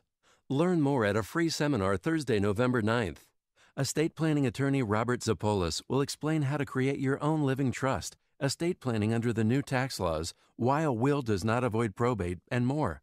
Have your estate planning and living trust questions answered absolutely free. Don't miss this important seminar Thursday, November 9th at 6:30 p.m. at Papa Joe's Restaurant, 145th and LaGrange Road in Orland Park. The seminar is free and a complimentary dinner is served, but you must make a reservation now. Call 708-478-1400. Call 708-478-1400. Again, 708-478-1400. At 7:36, checking the roads. The Alarm Detection Systems Traffic Center on AM 560. The Answer. Eden's inbound delay started Peterson. 27 minutes. Lake Hook to Montrose outbound 31. Kennedy, an hour from O'Hare to downtown. Express lanes take longer. Outbound an hour and 5 minutes. The airport. The Eisenhower, an hour and 10 minutes from 390 to downtown. Outbound an hour and 6 minutes. Stevenson, an hour 10 from 355 to Lakeshore Drive. Outbound an hour 17. A solid mess from the Rhine to Harlem. Crash on the left shoulder. The Rhine is 27 minutes, 95th to the Loop. Northbound Tri-State. Stop and go 111th to 31st. And from the Reagan Tollway to North Avenue. Reagan Tollway heavy. Eola to Yackley and Highland to the Tri-State. Veterans Memorial from I-55 most of the way to St. Charles. Traffic. The service of Walgreens. With a little help from Walgreens, diabetes won't slow you down. With caring pharmacists, medications you rely on, and testing supplies from all the major brands, where is it convenient and where do I matter? At Walgreens, at the corner of happy and healthy. More of Chicago's Morning Answer comes your way next. Dan Croft and Kristen McQuarrie in this morning. For Amy Jacobson, now your official Chicagoland forecast. Today, breezy and cool. Intervals of clouds and sun. A high of 44. Tonight's low 37 with clouds. And tomorrow, again, a mix of clouds and sun. High 45. Right now, 32 at O'Hare. Next news update at 8 o'clock. Continuous coverage of the latest news, traffic, and weather at 560theanswer.com. Now more of Chicago's Morning Answer on AM 560, The Answer. This hourly segment is brought to you by Turnkey IT, giving you the freedom to focus on your business while they handle the technical stuff. Turnkey IT. If you're talking about it, I'll be talking about it. Dennis Prager here. Join me this morning at 11, right here on AM 560, The Answer. Good morning, Dan. And in for Amy this morning, Kristen McQuarrie of the Chicago Tribune Ed Board. And Kristen, this is shaping up to be quite an interesting state and local election cycle with the new front on the war against cultures of sexual harassment and assault being state houses, including ours in Springfield. Miami Herald piece over the weekend. Allegations of sexual assault, sexual harassment, and infidelity among the state's legislators flew like shrapnel from a bomb blast in recent weeks. And talking just about the internal politics there related to bad behavior, perhaps in some instances, maybe even criminal behavior when you talk about sexual assault. And, of course, we had a woman come forward last week, Denise Rothheimer, and accuse incumbent State Senator Ira Silverstein of sexual harassment. We've had other anonymous claims of sexual harassment. And we find out that actually there were more than 24 complaints against members of the General Assembly, maybe not all that were sexual harassment related, because we don't know, because there was no legislative inspector general for years. So those complaints just sat there unacted upon. And this was a failure of the leadership of both parties in the House and Senate, starting with the Speaker, Mike Madigan, to fill this vacancy, which all of a sudden got filled over the weekend. Right. Evanston lawyer Julie Porter named to the long-standing vacancy to oversee state legislator ethics, as if that's not an oxymoron. Right. So they had someone who was supposed like an aide who was collecting all of the complaints and making pretty decent coin for a obviously very part-time position, because there was no inspector general, so it was just kind of an assistant, and not even bothering to explore or look into them. So how heroic are our legislative leaders now that this has become a hot news story and they all look terrible? Now they're rushing to fill this position, setting up task forces, passing new laws, having their members sign statements, reminder policies. It's a little late. Yeah. A little late for that. To me, this smacks of non-aggression pact between the two parties. You've got bad actors in your caucus. I've got bad actors in mine. Let's just take the kind of mutually assured destruction pact. You don't rat on me, and I won't rat on you, and we won't appoint a legislative inspector general to investigate this stuff. We'll just enable it in our caucus by by sweeping under the rug and, just get on about our business. Because, of course, character and personal conduct doesn't matter when it comes to public policy making, at least so I've been told by so many. Well, Ira Silverstein was in Democratic leadership in the Senate, and they were made aware of some of her complaints quite a while ago and didn't remove him from leadership until, of course, it became an embarrassing headline. And then I think Senator Terry Link also had a role in this, just where he knew that these complaints were piling up, but he took no responsibility to open them, to read them, to explore them by filling this Inspector General post. So they did know these complaints were piling up. They just didn't bother to explore. And I got to tell you, I think now, with a March election 100 days away, and then obviously November 2018 election, but because they game the system to try and cover themselves, you got to give Julie Porter time to do her job and review all these complaints and so forth. I want the complaints released with the accuser's names redacted, unless the accuser wants to come public. The accuser's names redact, but they did this to themselves. This is not violative of their due process rights for those who would jump to that defense. It's not violative. Those complaints should be made public right now, because we say, well, we'll give her time in this process. No. Because you've got a March primary where you have an opportunity perhaps to hold some of these people accountable. That's true, as long as the victims are protected, because many of them they don't want their stories released in a way that would identify them. So if you can protect them and not identify them and redact enough that we still know the bad behavior and the bad actors, that would make sense. Yeah, that's what I want to see. Is Ira Silverstein up? Is his seat up? I'm looking it up right now to see. I don't remember. I mean, it's not competitive unless somebody wants to get it late and into a primary late, because of course in that area, Skokie, Lincolnwood, the near north. I mean, I'm sure there are better done. I mean, I would welcome a primary for someone who's accused of this. Well, I know, but I mean, you don't want to. I mean, the important thing is that we protect the status quo. See, that's the whole thing. That's like the sexual harassment sensitivity training or whatever it is they're trying to move. Right. The idea is change on the outside to protect continuity on the inside. Do you understand how this works? I mean, I know you do. I'm speaking rhetorically. That's how this works in Illinois. Change on the outside to buffalo enough of the general population, one more cycle, to protect continuity on the inside. And, I mean, why wouldn't they? He is up, by the way. Why wouldn't they? We keep falling for it. So, Ira Silverstein, well, welcome a primary challenger. I doubt he'll get one. Maybe his wife. She could. She's a Chicago alderman, right? Maybe his wife will primary. Wouldn't that be fun? That would be. Kramer versus Kramer.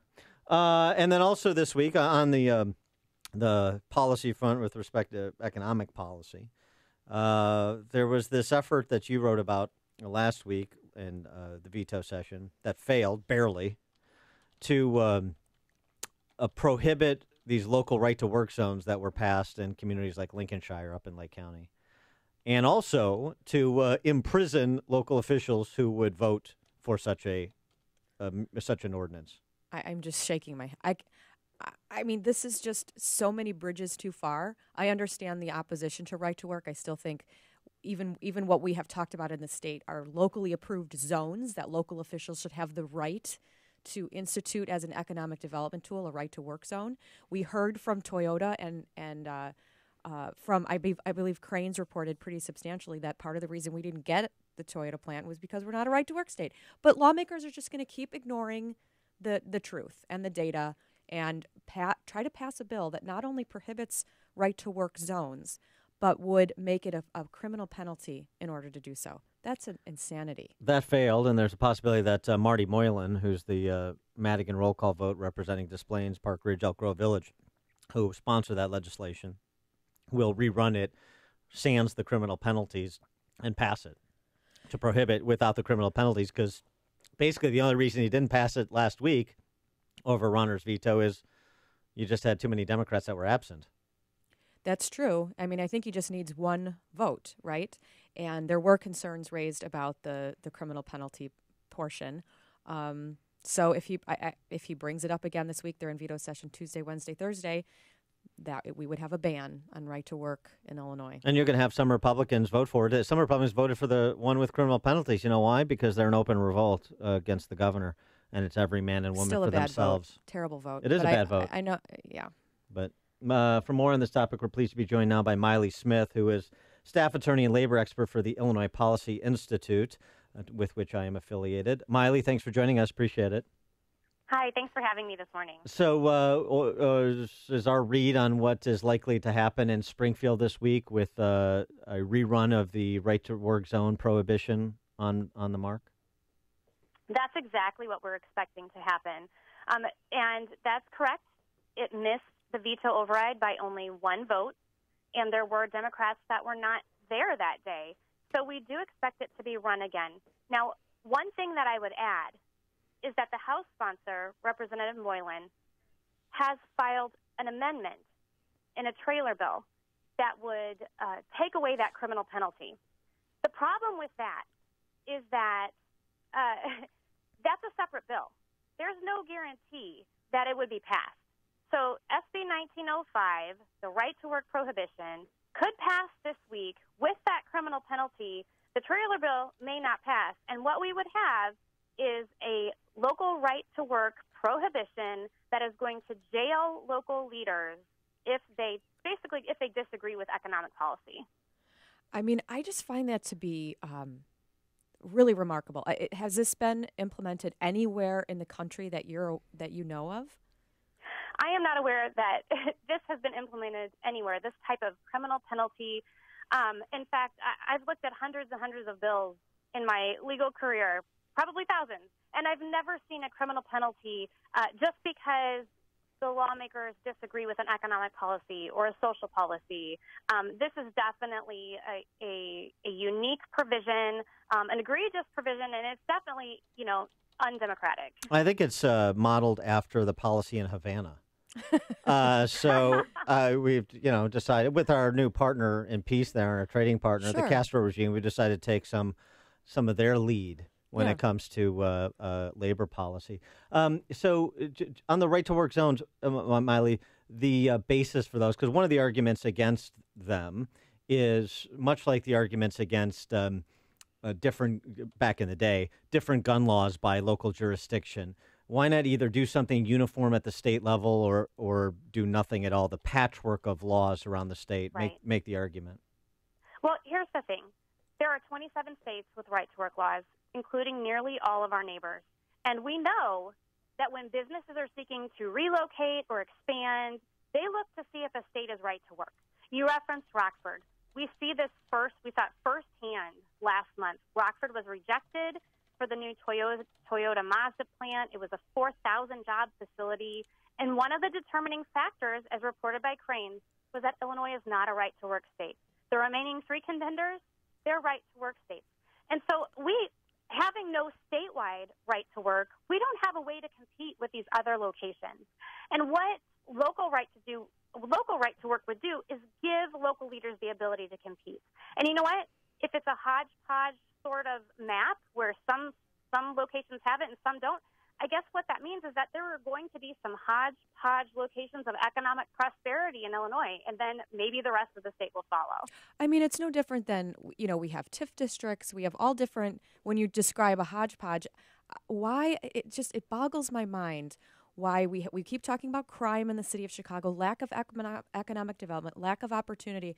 If you have areas on the south and west sides of the city of Chicago that haven't seen economic development, meaningful economic development, in generations, and yet you still have members of the city council completely bought and paid for by organized labor who would never even consider helping their communities with a right-to-work zone that would be locally approved.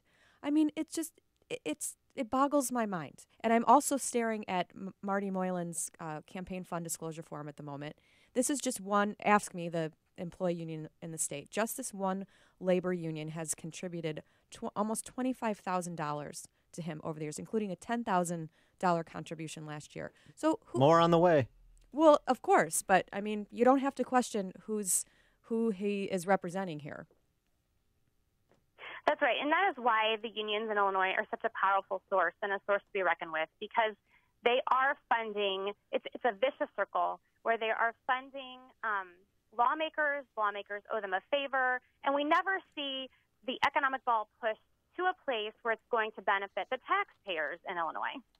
I think I tweeted this out too, and so I go to my Twitter, State House Chick to find, because I believe there was an article recently that Indiana is growing union jobs faster than Illinois as a right-to-work state. Yeah, true. So That's right. all of this resistance is just, it doesn't make any sense. And not just union jobs, they're growing manufacturing jobs. So during the recession, we lost more than 96,000 manufacturing jobs. We've lost more since then. But our neighboring states with right to work have been gaining jobs, and you referenced Indiana. Indiana has gained over 81,000 manufacturing jobs in that same time period that we lost so many. She is Miley Smith, staff attorney and labor expert for the Illinois Policy Institute. Miley, thanks for joining us. Appreciate it. Thanks for having me. And she joined us on the Turnkey.pro answer line. Chicago radio listeners are choosing. This is Chicago's Morning Answer on AM 560. The Answer. This winter, treat yourself to sun, sand, and fun. With Apple Vacation's big winter sale, a tropical beach vacation is closer than you think. Discover the wonders of Mexico's Pacific Paradise. Nestled between the Sierra Madre Mountains and the sparkling Pacific Ocean, Puerto Vallarta and Riviera Nayarit provide the perfect blend of culture, adventure, luxury, and pristine beaches. 7 nights at Crystal Puerto Vallarta start from only $849. Or 4 nights of unlimited luxury at Dreams Villa Magna Nueva Vallarta start from just $899. Both winter escapes include round-trip nonstop air, resort transfers, all meals, drinks, and taxes. Call Carry Travel Express at 847-639-3300 to book your trip today. Or visit carrytravelexpress.com. Puerto Vallarta and Riviera Nayarit. Mexico, a world of its own. Price per person based on double occupancy for select exclusive vacation flights from O'Hare to Puerto Vallarta on Frontier starting January 1st and include taxes and fees, including September 11th security fee. Some flights are operated by other airlines. Baggage charges apply. See applevacations.com. Prices subject to availability and change. Restrictions apply.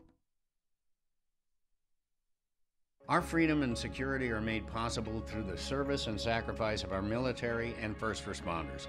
The Gary Sinise Foundation provides many outreach programs supporting these brave men and women. Join us. Donate at GarySiniseFoundation.org. With the holidays approaching, now's the perfect time to purchase 2 gifts and only pay for 1. Or give a gift and keep 1 for yourself. Yes, folks, the MyPillow buy 1, get 1 free offer is back. I urge you to go online or call now and take advantage.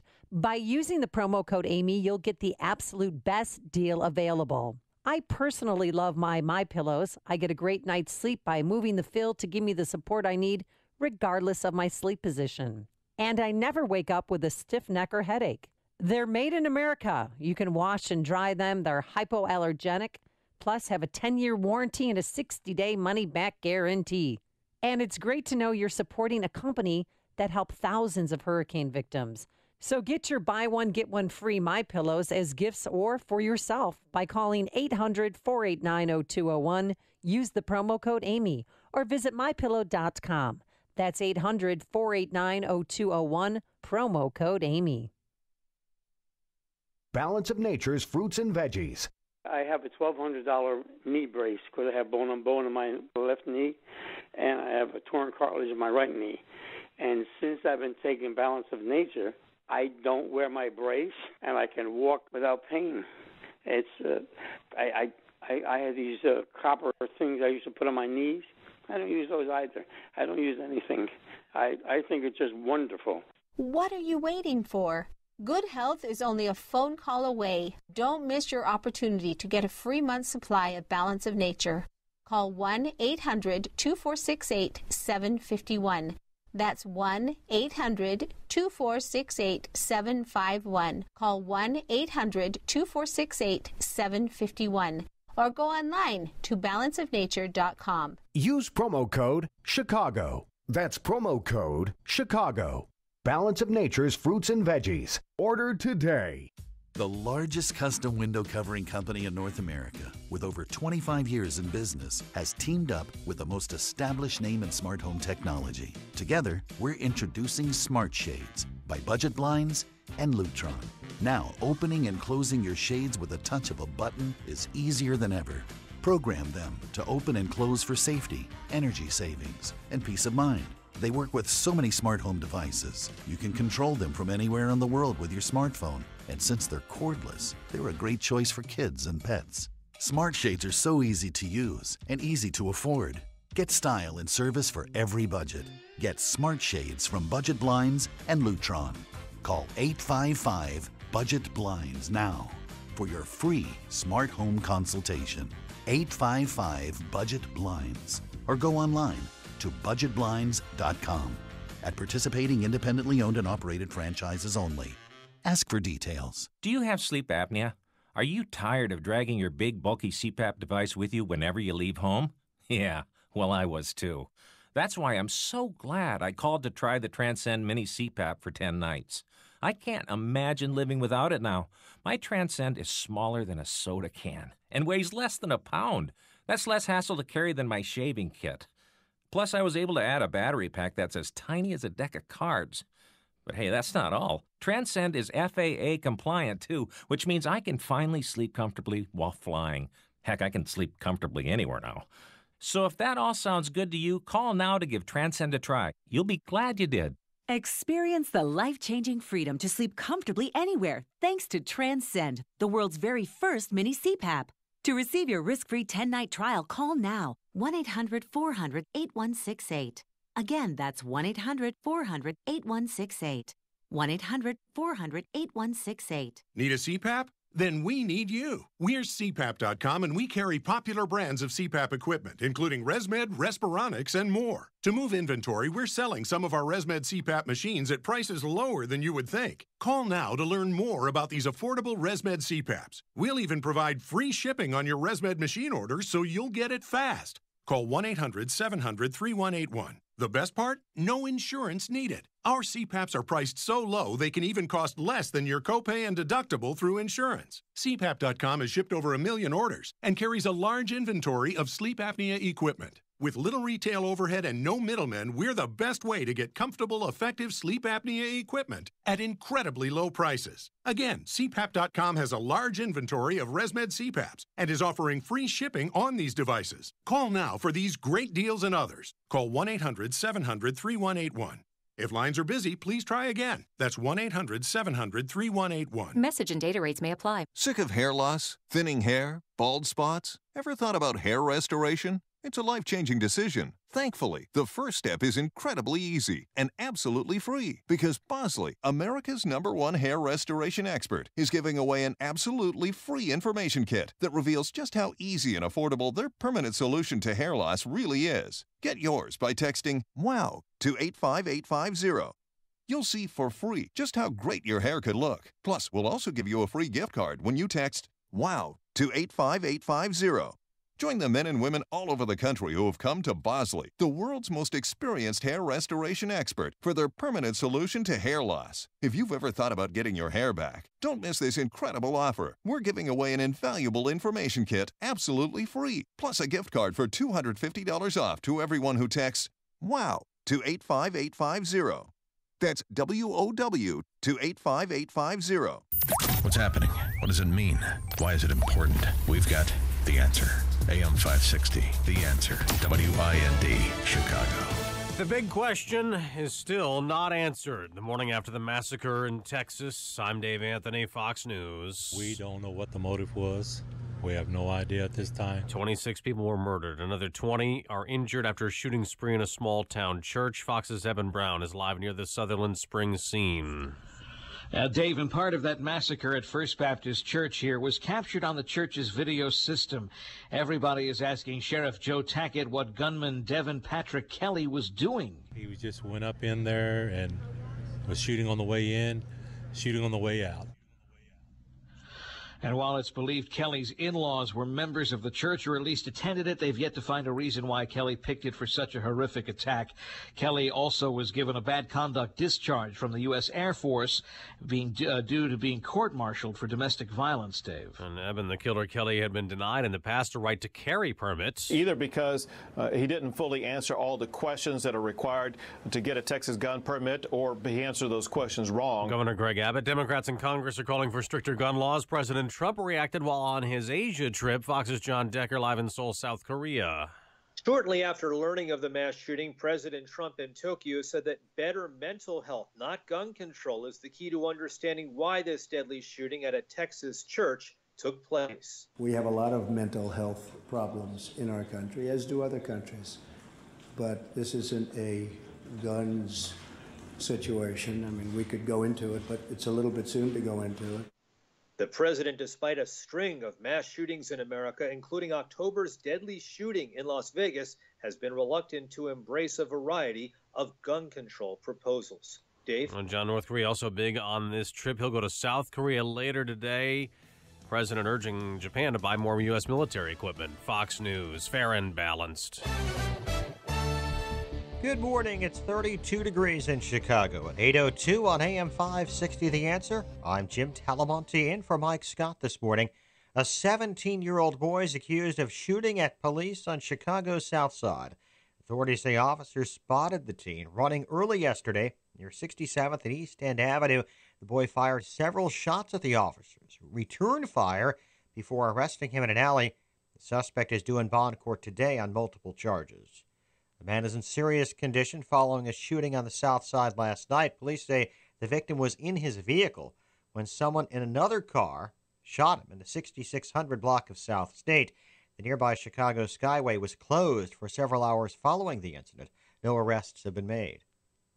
No one is injured following a large fire in a commercial building in Chicago's River West neighborhood. Authorities say the blaze started last night inside a three-story building in the 600 block of North Milwaukee Avenue. It took just over an hour for crews to put out the flames. The cause is under investigation. Wisconsin Governor Scott Walker is officially running for a third term. Walker kicked off his re-election bid Sunday in Waukesha, vowing to lower overall taxes and help raise wages. The governor told the Milwaukee Journal-Sentinel if he's elected, he will serve the entire term and won't run for president or accept a federal appointment. Sports, Blackhawks lost to Montreal last night. 2-0 at the United Center. Hawks forward Patrick Kane says credit Canadiens goalie Charlie Lindgren. Yeah, I mean, he's, I think, one of the things that kind of stuck out is we had some chances tonight and he saw the puck well through traffic and got his body on it and made some big saves. So seemed like he was pretty good tonight. The Bears had the day off. They'll play the Packers next Sunday. News is a service of Staples. Staples helps you promote your business with print materials like presentations, brochures, postcards, and promotional products designed to impress clients. And now save 20% off print and marketing services orders of $50 or more. Staples, it's pro time. Exclusions apply. Ends 12/2/17. Time now for the AM 560 Business Beat from the Fox Business Network. Here's Ginny Cosola. From the Fox Business Network, online clothing company Stitch Fix is planning to go public and to sell 10 million shares priced at $18 to $20. Stitch Fix delivers you a box of clothes for a set fee after you fill out a profile. It plans to list on the NASDAQ under the ticker symbol SFIX. Japanese investment firm SoftBank is raising its stake in Sprint. T-Mobile's merger talks with Sprint ended over the weekend when the two sides couldn't agree on terms. Qatar Airways is buying part of Hong Kong-based Cathay Pacific Airways. Qatar tried to buy part of American Airlines but was unsuccessful. And tire company Pirelli is reporting strong earnings for the recent 9 months. It was helped by demand for its premium tires. The Dow was up 22 on Friday, NASDAQ up 49. With the Fox Business Report, I'm Ginny Cosola. AM 560 News Time is 8:05. Traffic in 2 minutes on AM 560 The Answer. Larry Elder doesn't see any evidence of collusion. That Paul Manafort may have had some offshore fund in order to avoid paying taxes. How does that affect Trump? And you know the Democrats aren't impressed because where's Nancy Pelosi and where's Maxine Waters and where's the hat lady and where are all the normal nut jobs coming out there yelling and screaming? Where are you? They said, is this it? Paul Manafort? Yeah, we knew. That's why Trump fired him. The Larry Elder Show. Weeknights at 7, right before Jay Sekulow at 9 on AM 560. The Answer. I'm Jay Farner from Quicken Loans. The rate today on a 30-year fixed-rate mortgage is 3.875%, APR 4.05%. But choosing the right mortgage lender involves so much more than just a rate. Only Quicken Loans has earned 11 J.D. Power Awards. No other lender comes close to that level of client satisfaction. And we invented Rocket Mortgage. It gives our clients a simpler, hassle-free way to get a mortgage completely online in minutes. No one else has anything like it. And our people, each one of our 17,000-plus team members throughout Detroit, Cleveland, and Phoenix provides absolute client satisfaction each and every day. So why would you go anywhere else to get your mortgage? Go to America's #1 online lender. Call Quicken Loans today at 800-QUICKEN or go to rocketmortgage.com for the best mortgage experience on earth. That's 800-QUICKEN. Call for cost information and conditions. Equal housing lender licensed in all 50 states. NMLSconsumeraccess.org number 3030. In the Alarm Detection Systems Traffic Center on AM 560, the Kennedy's heavy at 55 minutes. O'Hare to downtown, outbound 51. Eden's 21 minutes from Lake Cook Junction, outbound 36. The Eisenhower's an hour and 23 minutes from 390 to downtown. An hour and 3 minutes from Mannheim, outbound an hour and 4 minutes to 390. Stevenson, an hour and 7 minutes, 355 to Lakeshore Drive, outbound an hour 15 after a crash in Harlem. Ryan, 30 minutes, 95th to the Loop, Lakeshore Drive, southbound Slow Lawrence to North Avenue, northbound 31st to Jackson. Northbound Tri-State, jammed 111th, 31st, and from the Reagan Tollway to North Avenue, Veterans Memorial from I-55 most of the way to St. Charles, and from the Army Trail Toll to 290. More of Chicago's Morning Answer comes your way next. Now your official Chicagoland forecast. Here's meteorologist Kevin Snyder. Clouds and sun today with a high 44. Mostly cloudy tonight, low 36. Then tomorrow, clouds and sun again, high 46. Mainly clear night, low 28. Wednesday, a full day of sunshine, but still chilly with a high 45. And a clearing cold night with a low 30. I'm Kevin Snyder on AM 560, The Answer. Right now, 32 degrees at O'Hare, 34 at Midway, 36 at Chicago's Lakefront. Your next news update is at 8:30. Continuous coverage. The latest news, traffic, and weather at 560theanswer.com. Chicago's Morning Answer. Dan Proft and Kristen McQuarrie in for Amy Jacobson. Continues now on AM 560 The Answer. This hourly segment is brought to you by Empowered Investing, the show dedicated to investors. Heard Saturdays at noon right here on AM 560 The Answer.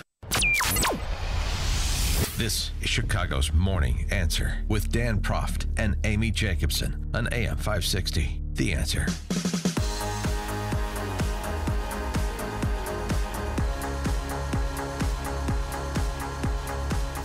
Good morning, Dan, and in for Amy J. This morning is Kristen McQuarrie, she of the Chicago Tribune editorial board. And Kristen, a lot of legal action. Anthony Weiner and his selfie stick reporting for prison today. Ooh, nice one. Yeah. You hit all the juvenile words. I couldn't come up with anything, but I will by the end of the show. All right, it's fine. We love a double entendre on this show. You know that. I do. Of course, the news end of last week about Bo Bergdahl being dishonorably discharged, $10,000 fine, no prison time. Yeah.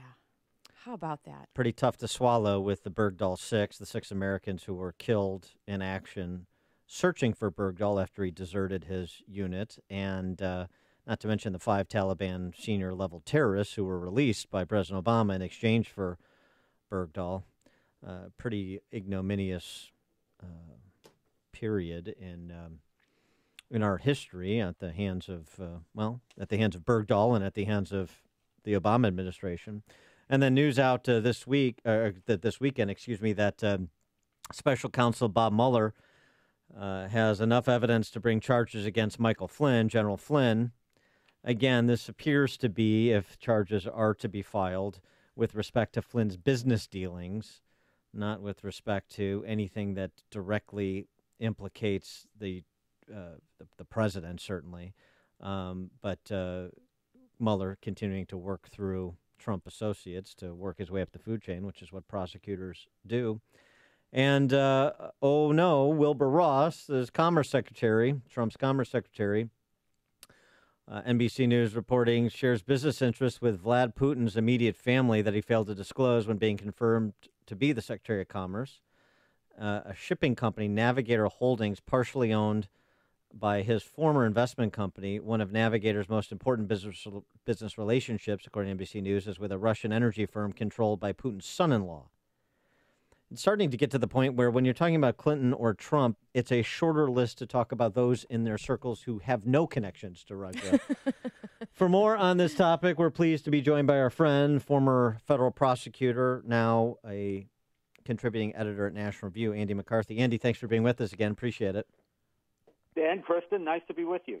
Well, why don't we start, because you wrote this provocative piece in National Review about the president's tweeting as it pertains to criminal sentencing, that the president tweeting about the Bergdahl decision, the president tweeting about what should happen to the Manhattan bike path terrorist is not helpful. Why?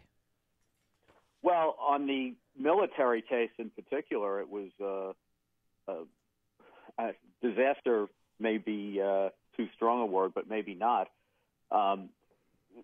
What people need to understand about the military justice system, Dan, is it's a unilateral executive branch show, meaning it's not, the check on it is not a separate branch of the government as it is in the civilian system, which is run by the judiciary, the Article III judiciary, which is independent of the executive branch created in the Constitution.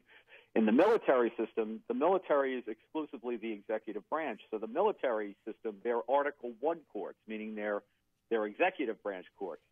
And they take themselves, they have with good reason, they take themselves very seriously as a judicial system that provides due process to people in the military and people who are under military jurisdiction. And the way they strictly do that is by having a doctrine which they call unlawful command authority, which essentially means that people who are in a superior position in the chain of command with respect to the people who are carrying out military proceedings should not weigh in on military proceedings or, military judicial proceedings, because that creates the impression that commands are being given to the military system regarding the outcome of the case. And what happened with Trump is he makes this big to-do on the campaign trail about Bo Bergdahl, and he calls him, the dirty, rotten traitor, and he pantomimes a firing squad executing Bergdahl. And then Bergdahl, when Trump is sworn in, Bergdahl's counsel, understandably, makes a motion to get the case thrown out on the ground that Trump has prejudiced the military proceeding. So that turned out to be a big problem from the beginning of the case. And when the judge denied it, what the judge said was, this would be a very different case if Trump had been in command when he made those statements. But the judge decided to overlook them because Trump was not, he was on the campaign trail. He wasn't the president when he made them. But then Trump turned around and reaffirmed them in a Rose Garden press conference under circumstances where he or somebody at the White House had to know that that was going to be something that could be very problematic for the military trial. Well, but was that determinative in the decision by the military tribunal to dishonorably discharge Bergdahl with no prison? I think it was determinative, may be too strong a word, but I think it was it strongly contributed to the decision because I think, first of all, with respect to Bergdahl, and let me just say by way of background, sentencing is a lot easier for us in the peanut gallery than it is for people who are actually in the system. I always thought in my 20 years as a prosecutor that sentencing was the hardest thing that judges get asked to do. It's much easier to pronounce guilt than it is to fix punishment. And in Bergdahl's case, you have these terrible things that happen to the people who were inevitably called on to search for Bergdahl when he deserted, which was disgraceful. On the other hand, you have the situation where he goes through this awful ordeal for 5 years, locked in a cage by the Taliban. It's not as easy a case as some of the commentary has portrayed it, and I think he had to get some jail time, and I think it had to be some serious jail time, and it was totally inappropriate for him to be walked the way he was. But I think Trump's statements gave the judge a rationale to do something that the judge, out of sympathy, may have been inclined to do. And he also had the fig leaf that if he had imposed a jail sentence there was at least a 50-50 chance the jail sentence was going to be reversed on appeal. I'm just throwing a dart here. I don't know that you have expertise in this particular narrow area, but we've been talking all morning about the Texas shooter. And I'm wondering, based on your experience with military cases, is there some reason why the shooters being dishonorably discharged would not have shown up in a federal gun background check? No, it should have, Kristen. And in fact, now, when they look at one database, it's the FBI's federal database, and I'm not sure that military crimes, I think, go in there. Dishonorable discharge, I'm not sure that necessarily does, but it has been federal firearms law for at least, I want to say, like more than 20 years, that a dishonorable discharge is the functional equivalent of a felony conviction for purposes of the gun laws. So it's illegal for you to have one. Yeah, that's right. Everybody knows that. Well, and plus he served a year in confinement for the underlying crimes for which he was dishonorably discharged, the domestic violence assault. So that should have gone in. Yeah, I mean, it's really strange. So that's something that's going to have to be ascertained why that didn't happen. It sounds like those databases should speak to each other. If they don't, that's something that obviously ought to be fixed. I want to get your take on where the Muller investigation is with the report over the weekend about Flynn being the next target, and your assessment of the investigation to this point, particularly with so much that has opened up around Cam Clinton while he's been pursuing Cam Trump. Well, I think the charges that were brought last week, and we'll see what they do with Flynn, but to me, that would have been more cause for relief than distraught in the Trump camp, because the Manafort charges, while they're serious for Manafort and for his co-defendant, Gates, they don't have anything to do at all with the 2016 election, with Trump, with Russia. It's completely separate. So I think they're obviously trying to squeeze Manafort to see if he's got anything on Trump and Russia, because they don't have it yet. And the other thing that I thought was really telling was the case on Papadopoulos. Now, contrary to Manafort, with Papadopoulos, you have collusion on every page of this offense statement that they filed. And Papadopoulos has been cooperating with Mueller, so you would think that this would be the best spin on what they got on that. And there's collusion pouring off of every page. So what does he have him plead guilty to? Lying. He pleads guilty to one charge of lying to an FBI agent. Now, in a big case where a prosecutor's trying to prove a big scheme, what you always want is to have a cooperator come in and plead guilty to everything, because that tells everyone there was a scheme, I'm guilty of it, here's what I did, here's what the other people did. And instead, Mueller doesn't have him plead guilty to collusion. And the dirty little secret about that is collusion's not a crime. I mean, we've been talking about that for a year, right? So, the problem he's got is this is a big media narrative, but when it gets down to prosecutable concrete crimes, prosecutors don't care about collusion. Collusion is just concerted activity. Well, it can be perfectly legal. So that's, the media keeps using collusion, but we do. And I mean, aren't we still talking about potentially maybe, a violation of election law, or foreign nationals aren't allowed to contribute anything of value, so that sort of falls into that category, or some sort of computer fraud, or a cover-up, lying. But those are the only categories. Collusion in and of itself is not criminal. So when you've read the two indictments so far, do they speak to any of those areas that I just mentioned? Election law or failure to report? Okay. No, they don't. And here's the thing, Kristen.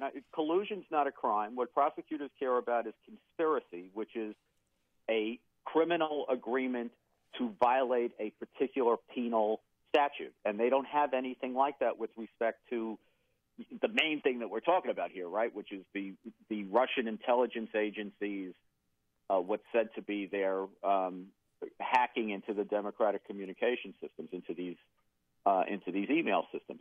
Now, from my standpoint, I've been saying from the beginning, I think they're trying to put together an impeachment case on Trump, not a criminal prosecution. I don't think they've got a criminal prosecution. I don't think they have an impeachment case either. But as far as this goes, impeachment doesn't require the proof of an actual violation of the criminal law. It requires what they call high crimes and misdemeanors, which are different kinds of offenses. They're basically political offenses and abuses of power and the like. So, that's what I think they're focusing on. And that's why I think it's always been important that what Mueller was appointed to conduct was not a criminal investigation. Remember, when he was appointed, the Justice Department didn't limit his investigation to particular offenses that he had jurisdiction to investigate. And a lot of people like me complained about that because the regulations require that. They didn't do it. They gave him a counterintelligence investigation, which is a limitless mandate to investigate things that aren't necessarily criminal. Important distinction. He is Andy McCarthy, former Chief Assistant U.S. Attorney in Manhattan, contributing editor at National Review. Andy, thanks as always for joining us. Appreciate it. Thanks. Have a great day. You too. He joined us on the Turnkey.pro answer line. It's what Chicago is talking about. It's Chicago's Morning Answer with Dan and Amy on AM 560. The Answer.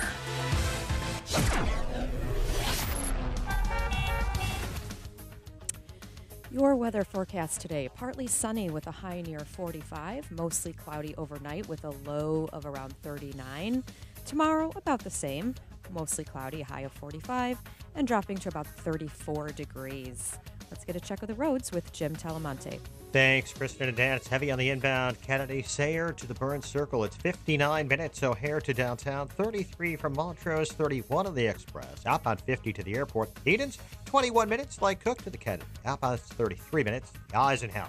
An hour and 20 minutes from 390 to downtown. 59 minutes from Manheim. Outbound an hour and 2 minutes after 390. Stevenson, an hour and 8 minutes, 355 to the drive. Outbound an hour 12. The big delays from Ryan to Harlem after a crash. Ryan is 28 minutes, 95th to the Loop. I-57, 31 minutes, I-80 to the merge, Bishop Ford 37. Southbound Tri-States, though, 120 to 176. Northbound, Southwest Highway to 31st, and from the Reagan Tollway to North Avenue. Veterans Memorial very heavy from I-55 most of the way to St. Charles, and from the Army Trail Toll to 290. Southbound 53, stop and go Rand to Kershaw. I'm Jim Talamonte, the Alarm Detection Systems Traffic Center. Upstream-ideas.com, premium content that complements what we do each morning on this show. Long-form interviews with policy makers and opinion leaders on their Against the Current series. 60 seconds of sanity commentaries from yours truly. 2-minute warnings from Pat Hughes, the Illinois Opportunity Project. Follow the Logic Man on the Street segments. Our new series, Heart of the Matter, featuring professional women speaking collegially about the important issues of the day. Podcast of our Illinois Rising program covering state policy and politics. And don't forget our sister site, defendhomeowners.com, defendhomeowners.com, where you get a free property tax report on your home, as well as the opportunity to download a petition to help us get signatures for an advisory question on the 2018 ballot that would propose to alter our property tax system in Illinois, where you pay the highest property taxes in the nation, and mirror it on Indiana's, which would result in substantial reductions of your property taxes and increase or renewal of your home equity. So all the property tax info is at defendhomeowners.com. Everything else, upstream-ideas.com. Two strong banking teams have united to help you continue to grow your business with the same dedication and even more opportunities. And we have a new name. The private bank is now CIBC. The same team you know and trust now brings deeper resources, global banking reach, and the power to help your business seize new opportunities. Our name may have changed, but our commitment to your business is now stronger than ever. Visit us at cibc.com/US. Member FDIC. There's nothing like it. The smell of a tailgate, the chill in the air, the roar of the crowd. The only thing better than game day with your favorite team is when it all ends with a win. Touchdown NIU. Hear it all right here on the Husky Sports Network. Your NIU Huskies take on the Ball State Cardinals this Thursday night at 6. Hear every hit, celebrate every victory right here on AM 560. The Answer. Balance of Nature's fruits and veggies. I have been on these supplements from Balance of Nature for a couple of years now. Prior to that, I used other supplements. They did nothing for me. This has been absolutely wonderful. I have never felt so good, and I have felt so much better health-wise. My cholesterol's down. All my numbers are down, and it's been great. So I highly recommend Balance of Nature. What are you waiting for? Good health is only a phone call away. Don't miss your opportunity to get a free month's supply of Balance of Nature. Call 1-800-2468-751. That's 1-800-2468-751. Call 1-800-2468-751. Or go online to balanceofnature.com. Use promo code Chicago. That's promo code Chicago. Balance of Nature. Order today. Signature Bank is Chicago's fastest growing independently owned business bank. It's a bank where relationships still matter. Signature Bank knows your name and your story. I'm Dan Proft, and I know this because Signature Bank is my business bank. I'm Gina Labus, President and CEO of Mid-States Glass and Metal and a customer of Signature Bank since 2011. As we expanded our business into all aspects of the glass and metal industry, we needed a bank who could grow along with us. That's when we met Mick O'Rourke, co-founder of Signature Bank. Mick and his team took the time to understand the ebbs and flows of our business. They worked with us to find a solution that would support our growth. Mid-States Glass and Metal is proud to work with Signature Bank because they support Chicagoland women-owned businesses like mine. Signature Bank is looking for their next success story. To learn more about turning your business vision into reality, visit signaturebank.bank. Signature Bank, helping local businesses succeed. Member FDIC, Equal Housing Lender. Hey, you've heard how Automated Systems excels at assisting companies with systems integration and FDA compliance. But they're also a staffing leader. They supply handpicked elite leadership, subject matter experts, and proven technical professionals in engineering, quality control, and FDA compliance to support the life sciences field in executing mission-critical projects. ASI provides highly specialized pros to deliver projects on time and budget. Don't pay a lot more to a big consulting firm, and don't trust the big temp agencies to supply the talent you need. Call Laz, my friend Laz at Automated Systems, when failure isn't an option. ASI is retained by all of Chicagoland's Fortune 500 life sciences companies, from big pharma to startups, and excel through a culture of excellence in execution. For a staffing, compliance, or automation evaluation, call Laz now at Automated Systems at 844-HIRE-ASI or visit AutomatedSYS.com. That's 844-HIRE-ASI or AutomatedSYS.com. Message and data rates may apply. What's the scariest thing about going to the dentist? Opening your mouth or opening your wallet? Because just a simple cleaning can cost $100, and things like root canals can cost you hundreds more. If you don't have dental insurance to help, text SAVE to 33123 for a free information kit from Physicians Mutual Insurance Company. This isn't a discount plan or preventive-only coverage. This is real dental insurance that helps pay for checkups right away, so you can call today and get your teeth cleaned tomorrow. Plus, it helps cover the more expensive procedures you might need down the road. Fillings, crowns, bridges, even costly dentures. There's no deductible and no annual maximum. Your acceptance is guaranteed for one of these insurance policies, even if you're retired or on Medicare. There are no networks, so you can choose any dentist you'd like. That's right, any dentist you want. Text SAVE to 33123 for a free information kit with all the details. That's SAVE to 33123. Again, text SAVE to 33123. AM 560, The Answer. Remembering all those great faux feminist leftist men of Hollywood whose careers are now over, and recounting how Alec Baldwin is trying to join them at 8:38. But now we check the headlines with Jim Telemonte.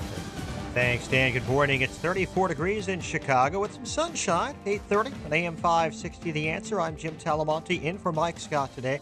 Wilson County Sheriff Joe Tackett says the in-laws of the man who shot up a South Texas church were also members of the congregation. They were not here yesterday to attend church, but they did come yesterday afternoon and speak to the investigators. Sheriff Tackett says the gunman killed 26 people inside the church before being shot at by a civilian.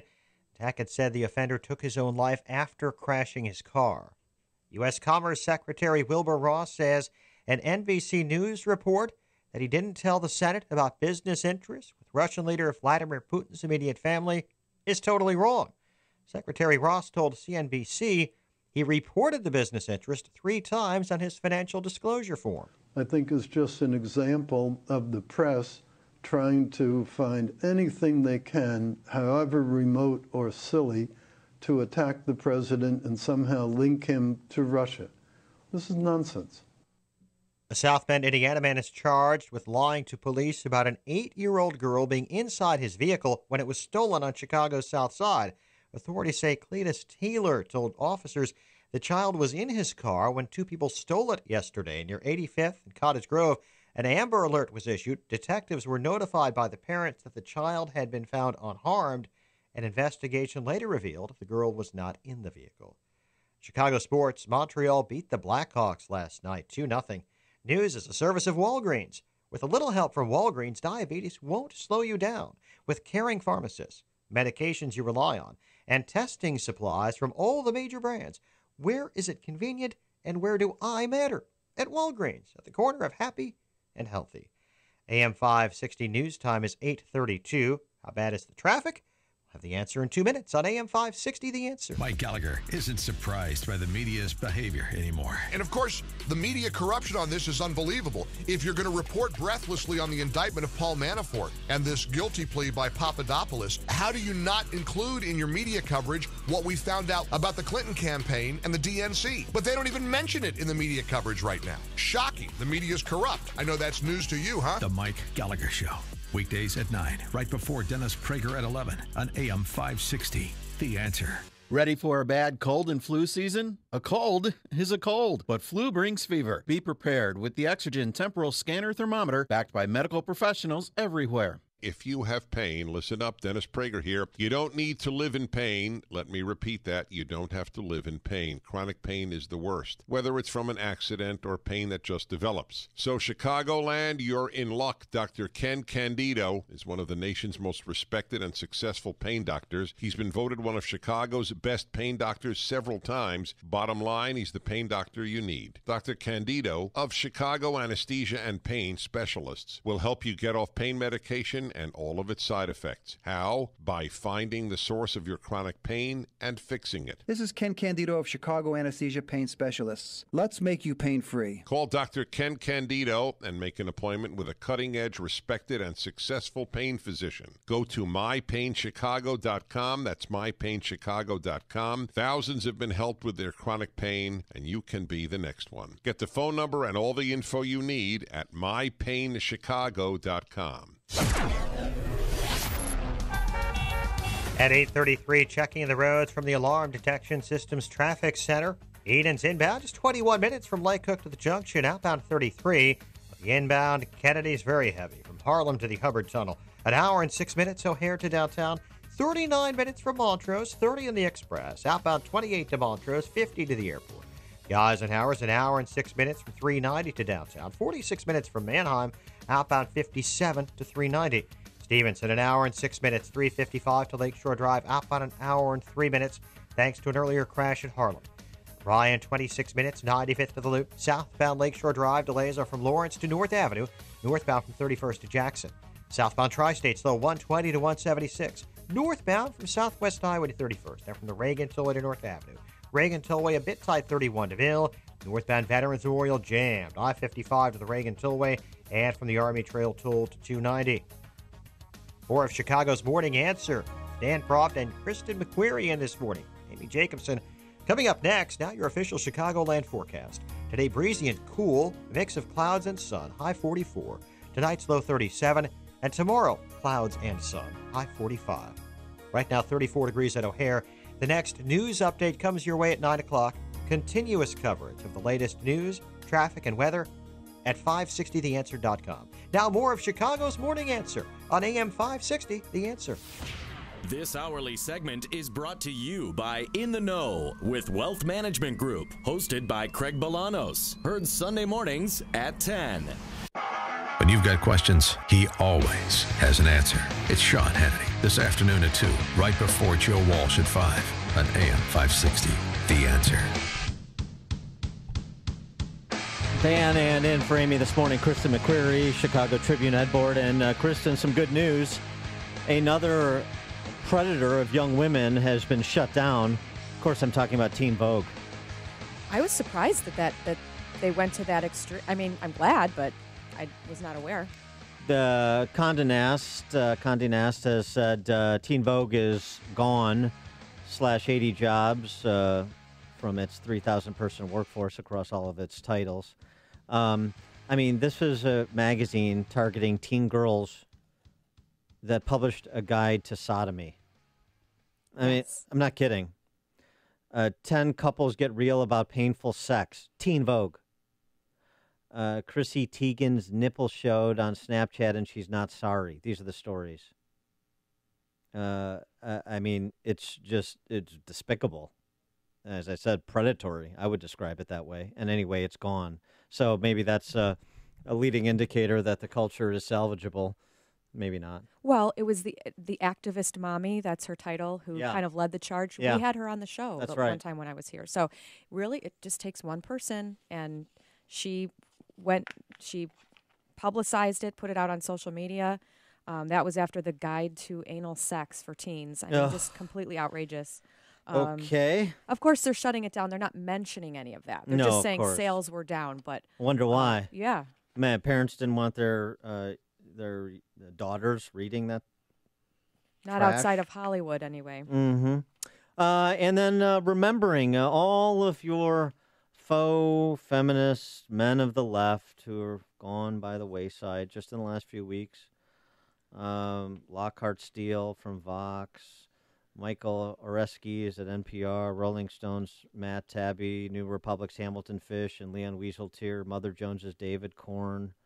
I mean, that's not including any of the Hollywood left men. Mm-hmm. This is just in your business, the media business. What is going on in the business of the media, Kristen? I think what happened in Springfield, what is now unfolding in state legislatures around the country, I think it just shows that it's pervasive pretty much everywhere at many, or not everywhere, many workplaces, newsrooms included. Well, sure, that's perhaps is the case. It also seems, though, and I go back to Thomas Frank, a man of the left, who identified this as the kind of proximate disposition of these many men of the left, men without chests, just appetites.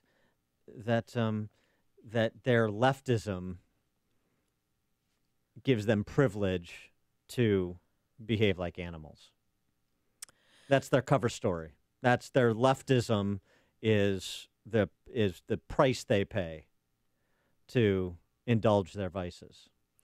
Perhaps. I think it's also just ironic that you saw some pushback with a left columnist and others, caricaturing Sarah Huckabee Sanders or Kellyanne.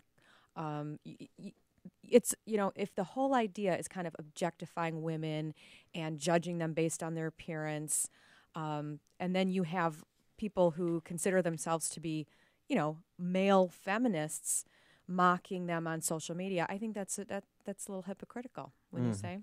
I would say also you have the additional, beyond the predatory conduct. By the way, New York Police Department reported over the weekend NYPD putting together a criminal case against the human stain. Yes. So he may not be a free man for much longer. Wouldn't that be a nice development? Kevin Spacey. What about Kevin Spacey? Yeah, really. And the issue of pedophilia in Hollywood. Yes. Extremely disturbing. And I have to say I was naive enough to think that when the first accuser came forward, who was 14 at the time, and Spacey, I think, was 26 and climbed on top of him at a party, I actually thought maybe that was an isolated incident. Well, no. Obviously I was terribly wrong. Richard Dreyfuss's son, Harry Dreyfuss, when I was 18, Kevin Spacey groped me. It was 2008, and he was directing my father, Richard Dreyfuss, in a play called Complicit at the Old Vic in London. I'd come to visit for Christmas break. It happened one night when the three of us were alone in Kevin's apartment rehearsing my father's lines. My father didn't see, and I didn't tell him about the incident for many years. Instead, I spent the next 9 years telling people the story at parties for laughs. And so he goes on to, basically say he was groped by Spacey. That's, on the scale of sexual abuse, it's relatively minor, but it still was an incident. This is a little bit different. Justin Dawes When he was 16 years old in 1998, he said, 1988, excuse me, he said, Spacey, then 29, invited him and a male friend over to watch Roman Polanski's Chinatown. Instead, Dawes told BuzzFeed, Spacey gave him a cocktail and played gay porn. Dawes was a high school junior with an interest in acting. Dawes met Spacey, then a relatively unknown theater actor, after a performance of the play National Anthems. Spacey invited Dawes and his friend over to watch Chinatown, as he said, but that was not what they watched. The 16-year-old at the time said, I should have realized Spacey wanted him to come over for reasons related to sex, like maybe this was kind of a coded thing or something that I agreed to. We all had a drink and we were kind of like, oh, no one else is coming. And he's like, oh, no one else decided to come. And the experience got more cringeworthy from there. All these stories leading Netflix not to do one more season of House of Cards, at least not with Kevin Spacey. He gone. Yeah. He gone. Yeah. Turns out he had all kinds of cases just on set, even now. I just have to point out, this is Hollywood, who mocks people of faith. Yeah. Who, House of Cards is certainly not a moral show, and his character is certainly deeply immoral. This is a culture where someone like The Passion of the Christ, when Mel Gibson wanted to produce that movie, he couldn't find a single person to fund it. He had to raise money over the course of 10 years, and found his own production company to pay for that. And this is what's going on. You lift the curtain. These are the people who mock family values at all of their award shows. It's disgusting. How about in the wake of this, Saturday Night Live this weekend with Alec Baldwin, who's now off of Twitter because he was getting shamed by Rose McGowan for victim blaming. This is fascinating, just watching basically the Hollywood left cannibalize itself. It's like watching the Clinton campaign cannibalize itself. It can't come fast enough. SNL, mocking the whole matter of Trump and Manafort, because all of this is relates back to Trump. This is their cover story on all of this lascivious, if not criminal conduct. Listen to Alec Baldwin's performance. Donald, have you been working out? Oh, Donald, I hope I remember how to do this. I brought you to the shower to make sure you weren't wearing a wire, Paul. That's why we're going to do this Gone Girl style. Mr. President, I would never do that with you. That's what she said. Like a whole bunch of she's have said that. Speaking of which, what an idiot that Harvey Weinstein is. He could have gotten away with all of it if only he'd gotten himself elected president. Body wash. Right. Trump is Harvey Weinstein. Harvey Weinstein is Trump. I know. And oh, by the way, then enter Pence for that ridicule you were talking about. Right. Mike Pence, why are you wearing a suit in the shower? Well, because I'm not married to the water. Well, see, yeah. I know that Mike Pence. But David Schwimmer's a hero. David Schwimmer's a hero when he brings somebody up to a meeting with a woman in his hotel room just to make sure everything's on the up and up, and he has a witness, right? And so she's comfortable. And so because it was kind of an odd request. You want to come up to my hotel room. Right, but it was an innocent one from Schwimmer or whatever. But Sure. but he's hailed as what a thoughtful man. Right. Mike Pence is a religious zealot. Right. Well, also hates women. Yeah, because, of course. Because he wouldn't, take other people out to dinner without a male Hates companion. women. Then the women on his staff somehow never got a chance at advancement in life. I mean, to me, that is one of the most just asinine positions that I've seen the left take, was criticizing Mike Pence for being a faithful husband in a marriage where that's what works for them. So it's unbelievable. But Well- he was mocked. Yeah, and continues to be. Yeah. I mean, this is their takeaway from all of these men of the left going by the wayside in media and in Hollywood. That's their takeaway. Trump got away with it. They're just like Trump. Trump's just like them. And Mike Pence is, well, is like an old fuddy-duddy. He's a square. He's a loser, right? He's a religious zealot. That's really what they're getting at. Oh, and by the way, as if this is only in Hollywood, the Hollywood culture that's permeated the country. The story of Carl and Angel Larson. They're Christians. They wanted to make a film. They're in Minnesota. They wanted to make a film about marriage. They want to tell stories that honor God and his plan for marriage, believing that marriage is only that union between one man and one woman. There's a problem, though. Before they could launch their idea and begin telling wedding stories, the Larsons ran into a major obstacle, a speech coercing state law. The law mandates that, this is Minnesota again, if the Larsons create films celebrating marriage between one man and one woman, they must also create films celebrating same-sex marriage. You got to show both sides? What? That's nice artistic freedom. Those who refuse can be punished with damages up to $25,000 and 90 days in jail. Punishment for disagreeing with the government position. But this is about getting government out of our lives, right? Marriage redefiners? Uh-huh. They, Larsons, along with Alliance for Defending Freedom, have decided to litigate the matter and fight for their constitutionally protected rights, even if Minnesota doesn't believe in them. Again, just so you understand, the Larsons, as filmmakers, violate the law if they decline to create an expression promoting same-sex marriage if they want to also do films that celebrate traditional marriage. Was this a law that was passed? What is this that you're citing? It's a mandate. Anti-discriminate. Okay. It's under the guise of anti-discrimination. Okay. It's the anti-discrimination law in Minnesota. So I mean, this is no different than, of course, businesses being taken away from the florist or the florist or the photographer who doesn't want to participate in a same-sex wedding ceremony, even if these are otherwise clients that they serve as a matter of course, but they just don't want to be pulled into a ceremony that violates their conscience. Your business is taken away.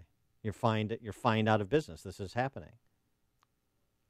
I just think all this. I don't know when if Golden Globes come before Oscars, but it will be interesting how they will. Trump jokes and assailing family values and Republicans it's a staple now at the intro of all of these award shows. It'll be interesting to see what they do in light of what's happening in their own little world and culture. Yeah, I mean, look, they need a cover story. I understand it. They need a misdirection play. Pretty transparent. Not going to work. Bob and Waukegan. Yeah, I would just like to point out that Billy Graham has the same exact stance on women as Mike Pence does. Yeah, but that's because he's a religious zealot, too. I would dare them to mock Billy Graham. Yeah, right. Thanks for the call, Bob. Yeah. No, they take the easy ones, right? They take the easy ones and they laugh all the way along. And then you have what's happened. Just one after the other. One after the other. All of the leading intellectual outlets of the left. It's something to behold, isn't it? You've made the switch, and it feels so good. You've switched to Chicago's Morning Answer on AM 560. The Answer.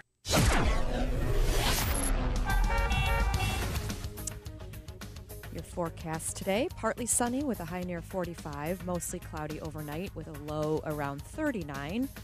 Mostly the same tomorrow, cloudy, high near 45, and dropping to about 34 degrees. No more fog from the weekend, no more rain, but still some crisp temperatures. Let's get a check of the roads with Jim Talamonte. Thank you, Kristen. Thanks, Dan. Kennedy inbound. It's jammed Harlem to the Hubbard Tunnel. Looking at an hour and 6 minutes, O'Hare to downtown.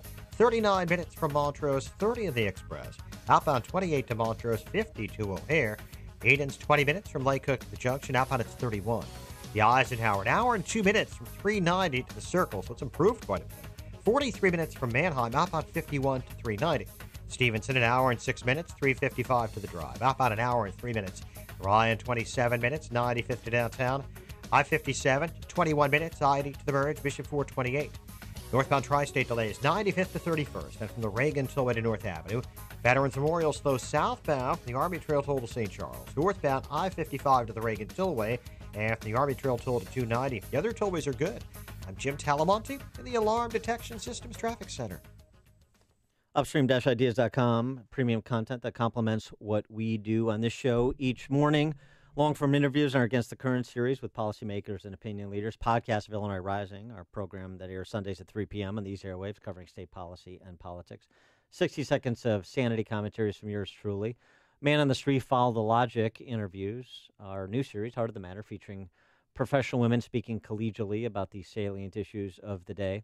And our sister site, defendhomeowners.com. Defendhomeowners.com. You get a free property tax report on your home, detailing the impact of paying the highest property taxes in the nation. And also, you can download a petition to help us get signatures required for an advisory ballot question for the 2018 ballot that would suggest we replace our property tax system in Illinois with something that mirrors Indiana's and see significant reductions in property taxes as a result. That information is all at defendhomeowners.com, and everything else, upstream-ideas.com. Balance of Nature's fruits and veggies. We are so thrilled with this product. He was literally getting up, laying on the couch, and falling asleep. He's so alert. It's amazing, totally amazing. This is a great product. His sodium levels have been low for, I would say, maybe close to 20 years. He's normal now, and this is the first time, and I can't even thank you enough. What are you waiting for? Good health is only a phone call away. Don't miss your opportunity to get a free month's supply of Balance of Nature. Call 1-800-2468-751. That's 1-800-2468-751. Call 1-800-2468-751. Or go online to balanceofnature.com. Use promo code Chicago. That's promo code Chicago. Order today. The largest custom window covering company in North America, with over 25 years in business, has teamed up with the most established name in smart home technology. Together, we're introducing Smart Shades by Budget Blinds and Lutron. Now, opening and closing your shades with a touch of a button is easier than ever. Program them to open and close for safety, energy savings, and peace of mind. They work with so many smart home devices. You can control them from anywhere in the world with your smartphone. And since they're cordless, they're a great choice for kids and pets. Smart Shades are so easy to use and easy to afford. Get style and service for every budget. Get Smart Shades from Budget Blinds and Lutron. Call 855-BUDGET-BLINDS now for your free smart home consultation. 855-BUDGET-BLINDS. Or go online to budgetblinds.com. At participating independently owned and operated franchises only. Ask for details. My name is David Hochberg, Vice President Lending at Pearl Mortgage. If you're purchasing a home, give me a call. A borrower called me after contacting the lender who boasts about having the lowest rates and closing costs because he thought my competitors' closing costs were excessively high. I compared loan estimates and the interest rates were identical, but our definitions of low closing costs were a lot different. Fact is, my closing costs were over $1,000 less than the lender claiming to have the lowest closing costs. When purchasing a home, you can either work with the lender who talks and talks and talks and talks about low closing costs, or you can work with me, a lender who actually has low closing costs. Then think of all the things you could do with an extra $1,000 when we originate your loan, like pay for the movers, buy a new computer, new TV, maybe new carpet for your new house. I've helped thousands of AM 560 listeners, but I can't help if you don't call 312-751-1333 or visit am560david.com. Pearl Mortgage, an equal housing lender, Illinois Residential Mortgage License T 4358 and MLS 19186. Depression. You need to make it go away. Cure or remission is here. The revolutionary treatment of TMS. 800-604-0208. TMS therapy is drug-free and non-invasive. Here's how it works. There are areas of the brain that control mood. If you suffer from depression, research has found these areas to be underactive. TMS therapy uses safe, small magnetic fields, similar to those used in an MRI. They stimulate and activate these mood centers, causing long-term, medication-free relief. HBR centers in Chicagoland and Wisconsin offer TMS. End the frustration with life and relationships. It's FDA cleared and it is covered by most insurance, including Blue Cross, Blue Shield, and Medicare. Dangerous drugs and other treatments just mask the depression. Cure or remission. Get a free consultation. 800-604-0208. HPR Centers. Go to endmydepression.com. If you're over the age of 50 and considering buying an annuity in the next 60 days, I have some important news for you. Don't buy an annuity until you understand the pros and cons of annuities. A free book to help you maximize your retirement income from television host and three-time author Josh Melberg has been released. This book reveals little-known truths about annuity strategies in simple-to-understand terms. Grab a pen right now because we are about to offer you this free book that unlocks the 5 little-known secrets we believe baby boomers and seniors should know before buying an annuity. Call 800-725-1616 now and you'll receive a free copy of Josh Melberg's book, Next Gen Annuity Strategies Revealed. As a bonus, we'll also send you a copy of The #1 Mistakes Retirees Are Making with Their Investments Today and a free DVD on how you can get up to 33% more income in retirement. Call 800-725-1616. That's 800-725-1616. Employees of J.D. Melberg Financial have the appropriate licenses for the products they offer. Message and data rates may apply. Please don't text while driving. For the very best in promotional products for your business. For the latest promotional trends. For attracting customers to your logo like a magnet. For on-time delivery of high-quality items with your logo. For personal service. 4imprint, the nation's leading team to unleash your logo on your choice of thousands of promotional items. And right now, you can get a coupon for 10% off your next promotional order at 4imprint by texting the word PRO to 88988.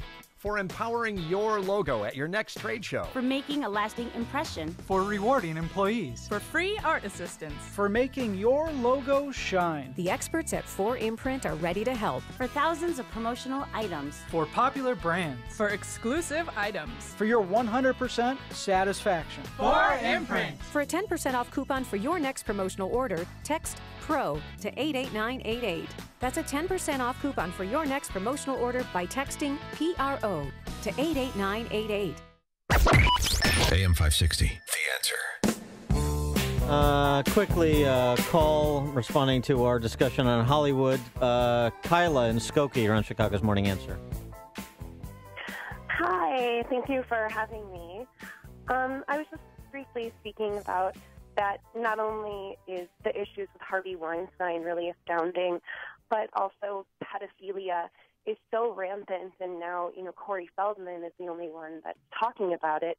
But there's a popular show on Nickelodeon called Bella and the Bulldogs, and the creator of the show, his only other reference for any sort of television work is a pornography called Cuckold, and the show itself mimics the exact theme in the children's show.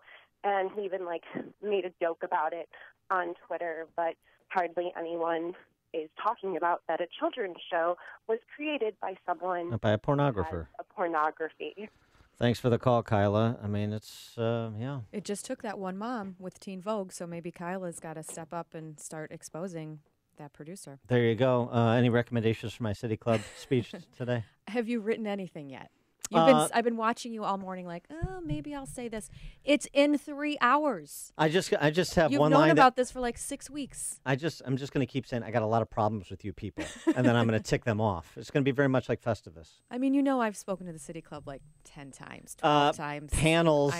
I'm a regular. Not Spotlight. That's true. This is the big league, sister. I couldn't fill a room. That is true. Krista McQuarrie, Chicago Tribune, Ed Bohr, thanks so much for joining us. Now we turn it over to Fox News.